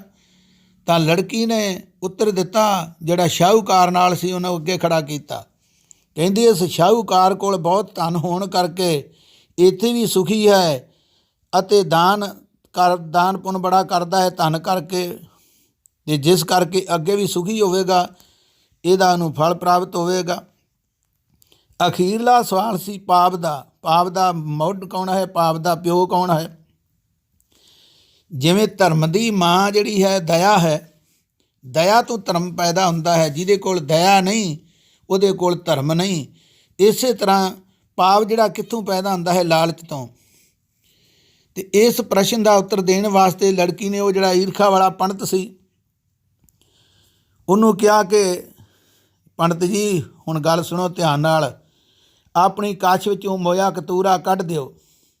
ਜਿਹੜਾ ਤੁਸੀਂ 500 ਰੁਪਏ ਦੇ ਲਾਲਚ ਵਿੱਚ ਆ ਕੇ ਬਿਨਾਂ ਵੇਖੇ ਬਿਨਾਂ ਪੁੱਛੇ ਹੀ ਚੁੱਕ ਲਿਆ ਸੀ, ਇਹ ਲੋਭ ਹੀ ਪਾਪਾਂ ਦਾ ਪਿਤਾ ਹੈ। ਤੂੰ ਇੰਨਾ ਪਵਿੱਤਰ ਪੰਡਤ ਆਪਣੇ ਆਪ ਨੂੰ ਜਾਣਦਾ ਹੈ, ਪਰ ਮਰਿਆ ਹੋਇਆ ਕਤੂਰਾ ਚੁੱਕ ਲਿਆ, ਪਰ ਵੇਖਿਆ ਨਹੀਂ ਲਾਲਚ 500 ਦੇ ਬਦਲੇ ਕਿ ਇਹਦੇ ਵਿੱਚ ਕੀ ਹੈ। ਲਾਲਚ ਵਿੱਚ ਇਹ ਕੁਝ ਜੀਵ ਕਰ ਲੈਂਦਾ ਹੈ। ਤਾਂ ਹੀ ਸਤਿਗੁਰੂ ਜੀ ਕਹਿੰਦੇ ਹਨ, ਜੂ ਕੂਕਰ ਹਰਕਾਇਆ ਧਾਵੇ ਦੈਤ ਸਜਾਏ, ਲੋਭੀ ਜੰਤ ਨ ਜਾਣੀ ਭਖ ਅਪਖ ਸਭ ਖਾਏ। ਹਲਕਾਇਆ ਕੁੱਤਾ ਕਈ ਪਾਸੇ ਭੱਜਾ ਫਿਰਦਾ ਹੈ ਅਤੇ ਉਹ ਨਹੀਂ ਚੀਜ਼ ਜਿਹੜੀ ਖਾਣ ਵਾਲੀ ਉਹ ਖਾ ਕੇ ਹਲਕਾ ਹੋ ਗਿਆ, ਅਤੇ ਫਿਰ ਆਪਣੇ ਪਰਾਏ ਦਾ ਲਿਹਾਜ਼ ਨਹੀਂ ਕਰਦਾ। ਇਸੇ ਤਰ੍ਹਾਂ ਕਬੀਰ ਜੀ ਕਹਿੰਦੇ, ਕਬੀਰਾ ਜਹਾਂ ਗਿਆਨ ਤੈ ਧਰਮ ਹੈ, ਜਹਾਂ ਝੂਠ ਤੈ ਪਾਪ, ਜਹਾਂ ਲੋਭ ਤੈ ਕਾਲ ਹੈ, ਜਹਾਂ ਖਿਮਾ ਤੈ ਆਪ। ਕਹਿੰਦੇ ਜਿੱਥੇ ਗਿਆਨ ਹੈ ਉੱਥੇ ਧਰਮ ਹੈ, ਜਿੱਥੇ ਦਇਆ ਹੈ ਉੱਥੇ ਧਰਮ ਹੈ, ਜਿੱਥੇ ਝੂਠ ਹੈ ਉੱਥੇ ਪਾਪ ਹੋਵੇਗਾ, ਅਤੇ ਜਿੱਥੇ ਲੋਭ ਹੈ ਉੱਥੇ ਕਾਲ ਰਵੇਗਾ, ਕਿਉਂਕਿ ਲੋਭੀ ਨੇ ਕਦੇ ਪ੍ਰਸੰਨ ਨਹੀਂ ਹੋਣਾ, ਸਦਾ ਹੀ ਉੱਥੇ ਕਾਲ ਰਹਿੰਦਾ ਹੈ ਨਾ ਪੈ ਜਾਂਦੀ ਹੈ। ਅਤੇ ਜਿੱਥੇ ਖਿਮਾ ਹੈ, ਤਰਸ ਹੈ, ਦਇਆ ਹੈ, ਉੱਥੇ ਪਰਮੇਸ਼ਰ ਆਪ ਵਸਦਾ ਹੈ। ਉਚਾਰਨ ਕਰੋ ਸ੍ਰੀ ਵਾਹਿਗੁਰੂ। ਇਸ ਕਰਕੇ ਇਹ ਲੋਭ ਜਿਹੜਾ ਇਵੇਂ ਖੁਆਰ ਕਰਦਾ ਹੈ ਜੀਵ ਨੂੰ। ਤੇ ਸਤਿਗੁਰੂ ਜੀ ਕਹਿੰਦੇ ਇਸ ਕਰਕੇ ਇਹ ਵਿਕਾਰ ਐਸੇ ਜ਼ਬਰਦਸਤ ਹਨ, ਜੀਵ ਦੀ ਹੋਸ਼ ਭੁਲਾ ਦਿੰਦੇ ਹਨ, ਇਹਦੀ ਪੇਸ਼ ਨਹੀਂ ਜਾਣ ਦਿੰਦੇ, ਪਰ ਸਤ ਸੰਗਤ ਵਿੱਚ ਮਿਲਣ ਕਰਕੇ ਵਸ ਵਿੱਚ ਆ ਜਾਂਦੇ ਹਨ। ਤੇ ਜਦੋਂ ਸੰਗਤ ਵਿੱਚ ਜੀਵ ਆ ਕੇ ਸ਼ੁਭ ਕਰਮ ਕਰਨ ਲੱਗ ਪਵੇ ਤੇ ਜਿਹਨੂੰ ਮਾੜਾ ਕਿਹਾ ਜਾਂਦਾ ਸੀ, ਫਿਰ ਕਹਿੰਦੇ ਸੱਚੇ ਮਾਰਗ ਚੱਲਦਿਆਂ ਉਸਤਤ ਕਰੇ ਜਹਾਨ। ਉਹ ਸੱਚਾ ਰਸਤਾ ਜਿਹੜਾ ਹੈ ਗੁਰਮਤਿ ਦਾ, ਗੁਰੂ ਕੀ ਸਿੱਖਿਆ ਵਾਲਾ ਜਿਹੜਾ ਇਸ ਰਸਤੇ ਚੱਲਦਾ ਹੈ, ਤੁਰਦਾ ਹੈ, ਉਹਦੀ ਹਰ ਥਾਂ 'ਤੇ ਸ਼ੋਭਾ ਹੋ ਜਾਂਦੀ ਹੈ। ਇਸ ਕਰਕੇ ਗੁਰੂ ਕੀ ਸਾਧ ਸੰਗਤ ਸਤਿਗੁਰਾਂ ਨੇ ਇਸ ਮਹੀਨੇ ਦੇ ਜੋ ਸੰਪੂਰਨਤਾ ਵਿੱਚ ਪੰਜਵੇਂ ਪਾਤਸ਼ਾਹ ਜੀ ਨੇ ਦੱਸਿਆ ਹੈ ਕਿ ਮਾਘ ਸੁਚੇ ਸੇ ਕਾਂਢੀਏ ਜਿਨ ਪੂਰਾ ਗੁਰ ਮਿਹਰਵਾਨ। ਉਹ ਇਸ ਮਹੀਨੇ ਵਿੱਚ ਪਵਿੱਤਰ ਸੁੱਚੇ ਮੰਨੇ ਜਾਣਗੇ ਜਿਨ੍ਹਾਂ 'ਤੇ ਪੂਰੇ ਗੁਰੂ ਦੀ ਕਿਰਪਾ ਹੈ ਅਤੇ ਪੂਰੇ ਗੁਰੂ ਦੀ ਆਗਿਆ ਨੂੰ ਮੰਨ ਕੇ ਉਹ ਪੂਰਨ ਗੁਰਸਿੱਖ ਬਣ ਕੇ ਆਪਣਾ ਜਿਹੜਾ ਕਾਰਜ ਪੂਰਾ ਕਰ ਜਾਂਦੇ ਹਨ ਮਾਨਸ ਜਨਮ ਦਾ। ਗੁਰੂ ਕੀ ਸਾਧ ਸੰਗਤ ਇਹ ਸੰਖੇਪ ਵਿੱਚ ਅੱਜ ਦੀ ਸੰਗਰਾਂਦ ਦਾ ਜੋ ਇਹ ਆਪ ਜੀ ਦੇ ਨਾਲ ਇੰਨਾ ਕੁ ਬਚਨ, ਇੰਨਾ ਕੁ ਹਵਾਲਾ ਜੋ ਸਾਂਝਾ ਕਰਨ ਦਾ ਯਤਨ ਕੀਤਾ ਗਿਆ ਹੈ, ਇਸ ਦੇ ਨਾਲ ਬੇਨਤੀ ਹੈ ਕਿ ਅੱਜ ਦਾ ਦਿਹਾੜਾ ਜਿਹੜਾ ਇਤਿਹਾਸਕ ਦਿਹਾੜਾ ਬੜਾ ਖਾਸ ਮੰਨਿਆ ਜਾਂਦਾ ਹੈ, ਕਿਉਂਕਿ ਮਾਘ ਦੇ ਮਹੀਨੇ ਮਾਘੀ ਦਾ ਮੇਲਾ ਜਿਹੜਾ ਸ੍ਰੀ ਮੁਕਤਸਰ ਸਾਹਿਬ ਮੰਨਿਆ ਜਾਂਦਾ ਬੜਾ ਪ੍ਰਸਿੱਧ ਹੈ ਪੁਰਾਤਨ ਸਮੇਂ ਤੋਂ। ਪਰ ਇਤਿਹਾਸ ਦੇ ਕਾਰਨ ਜੇ ਇਹਦਾ ਹੋਰ ਹਾਲ ਵੇਖਿਆ ਜਾਵੇ, ਹਵਾਲਾ ਇਹ ਜਿਹੜਾ ਮੁਕਤਸਰ ਦਾ ਜੰਗ ਹੋਇਆ ਹੈ ਇਹ ਵਿਸਾਖ ਦੇ ਮਹੀਨੇ ਵਿੱਚ ਹੋਇਆ ਹੈ। ਪਰ ਉਸ ਸਮੇਂ ਗਰਮੀ ਦੇ ਕਾਰਨ ਉਸ ਇਲਾਕੇ ਵਿੱਚ ਪਾਣੀ ਦੀ ਬੜੀ ਘਾਟ ਸੀ, ਪਾਣੀ ਮਿਲਣਾ ਮੁਸ਼ਕਿਲ ਸੀ ਅਤੇ ਜੋੜ ਮੇਲਿਆਂ 'ਤੇ ਫਿਰ ਪਾਣੀ ਜਿਹੜਾ ਜ਼ਰੂਰੀ ਹੁੰਦਾ ਹੈ, ਪਾਣੀ ਤੋਂ ਬਿਨਾਂ ਕਾਰਜ ਨਹੀਂ ਸੌਰਦਾ। ਸਤਿਗੁਰੂ ਜੀ ਕਹਿੰਦੇ ਪਾਉਣ ਗੁਰੂ ਪਾਣੀ ਪਿਤਾ, ਮਾਤਾ ਧਰਤ ਮਹਤ। ਪਾਣੀ ਨੂੰ ਪਿਤਾ ਗਿਆ ਹੈ ਸੰਸਾਰ ਦਾ, ਪਾਣੀ ਪਿਤਾ ਜਗਤ ਕਾ, ਫਿਰ ਪਾਣੀ ਸਭ ਖਾਏ। ਇਹਨੂੰ ਦੇਵਤਾ ਵੀ ਮੰਨਦੇ ਹਨ ਕਿਉਂਕਿ ਇਹਦੇ ਤੋਂ ਬਿਨਾਂ ਜੀਵ ਦਾ ਗੁਜ਼ਾਰਾ ਨਹੀਂ। ਇਸ ਕਰਕੇ ਮਰਦੇ ਜਿਉਂਦੇ ਹਰ ਵੇਲੇ ਪਾਣੀ ਦੀ ਲੋੜ ਪੈਂਦੀ ਹੈ। ਅਤੇ ਸਤਿਗੁਰੂ ਜੀ ਕਹਿੰਦੇ ਇਹ ਜਿਵੇਂ ਗੁਰਬਾਣੀ ਵਿੱਚ ਉਸ ਵੇਲੇ ਪੁਰਾਤਨ ਸਿੱਖਾਂ ਨੇ ਵਿਚਾਰ ਕੀਤੀ ਕਿ ਇਸ ਦਿਹਾੜੇ ਸੰਗਰਾਂਦ ਦੇ ਉੱਤੇ ਇਹ ਜਿਹੜਾ ਹੈ ਜੋੜ ਮੇਲਾ ਇਹਦਾ ਦਿਹਾੜਾ ਮਨਾਇਆ ਜਾਵੇ ਤਾਂ ਕਿ ਸੰਗਤਾਂ ਨੂੰ ਮੁਸ਼ਕਿਲ ਘੱਟ ਆਵੇਗੀ। ਅੱਜ ਭਾਵੇਂ ਉਸ ਇਲਾਕੇ ਵਿੱਚ ਪਾਣੀ ਦੀ ਓਨੀ ਮੁਸ਼ਕਿਲ ਨਹੀਂ ਜਿੰਨੀ ਪੁਰਾਣੇ ਸਮੇਂ ਵਿੱਚ ਸੀ, ਪਰ ਉਹ ਪੁਰਾਤਨ ਸਮੇਂ ਦੇ ਸਿਆਣੇ ਸਿੱਖਾਂ ਨੇ ਇਕੱਤਰਤਾ ਕਰਕੇ ਇਕੱਠੇ ਹੋ ਕਰਕੇ ਇਹ ਗੁਰਮਤਾ ਪਾਸ ਕੀਤਾ ਸੀ। ਉਸ ਕਰਕੇ ਇਹ ਮਾਘੀ ਦੀ ਸੰਗਰਾਂਦ 'ਤੇ ਇਹ ਜਿਹੜਾ ਜੋੜ ਮੇਲਾ ਮਨਾਇਆ ਜਾਂਦਾ ਹੈ। ਇਹਦਾ ਕਾਰਨ ਕੀ ਹੈ? ਗੁਰੂ ਕੀਆਂ ਸੰਗਤਾਂ ਜਾਣਦੇ ਹੋ ਕਿ ਜਦੋਂ ਸ੍ਰੀ ਅਨੰਦਪੁਰ ਸਾਹਿਬ ਘੇਰਾ ਪੈ ਗਿਆ ਅਤੇ ਬੜਾ ਸਮਾਂ ਲੰਘ ਗਿਆ ਅਤੇ ਉਸ ਵੇਲੇ ਜ਼ਿਆਦਾ ਸਮਾਂ ਹੋਣ ਕਰਕੇ ਸਿੱਖ ਜਿਹੜੇ ਸਨ ਮਹਾਰਾਜ ਦੇ ਸੇਵਾਦਾਰ ਪਿਆਰੇ, ਉਸ ਵੇਲੇ ਜਿਹੜੇ ਹੱਠ ਤੱਪ ਵਾਲੇ ਅਤੇ ਕਾਇਮ ਰਹੇ ਅਤੇ ਪਰ ਵਿੱਚੋਂ ਆਮ ਜਿਹੜੇ ਸਿੱਖ ਸਨ ਭੁੱਖ ਦੇ ਕਾਰਨ ਤੰਗੀ ਦੇ ਕਾਰਨ ਪਰੇਸ਼ਾਨ ਹੋ ਗਏ ਅਤੇ ਕਹਿਣ ਲੱਗੇ ਮਹਾਰਾਜ ਇੰਨੀ ਤੰਗੀ ਹੁਣ ਸਾਡੇ ਕੋਲ ਵੇਖੀ ਨਹੀਂ ਜਾਂਦੀ, ਸਹਾਰੀ ਨਹੀਂ ਜਾਂਦੀ ਅਤੇ ਆਪਾਂ ਕਿਲ੍ਹੇ ਨੂੰ ਛੱਡ ਜਾਈਏ। ਸਤਿਗੁਰਾਂ ਨੇ ਬੜਾ ਧੀਰਜ ਦਿੱਤਾ, ਕੁਝ ਸਮਾਂ ਪਰਮੇਸ਼ਰ ਦਾ ਨਾਮ ਜਪੋ, ਇਹ ਸਮਾਂ ਲੰਘ ਜਾਵੇਗਾ। ਨਾ ਮੰਨੇ, ਸਤਿਗੁਰਾਂ ਨੇ ਫਿਰ ਕਿਹਾ ਥੋੜ੍ਹਾ ਸਮਾਂ ਖਲੋ ਜਾ। ਕਰਦਿਆਂ ਇੱਕ ਦਿਨ ਤੂੰ ਆ ਕੇ ਸਤਿਗੁਰੂ ਜੀ ਕਹਿੰਦੇ ਇੱਕ ਘੜੀ ਠਹਿਰ ਜਾਓ, ਪਰ ਉਹ ਕਹਿਣ ਲੱਗੇ ਮਹਾਰਾਜ ਹੁਣ ਇੱਕ ਘੜੀ ਵੀ ਸਾਨੂੰ ਸਹਾਰਨੀ ਔਖੀ ਹੈ, ਅਸੀਂ ਇੱਥੇ ਸਮਾਂ ਨਹੀਂ ਕੱਟ ਸਕਦੇ।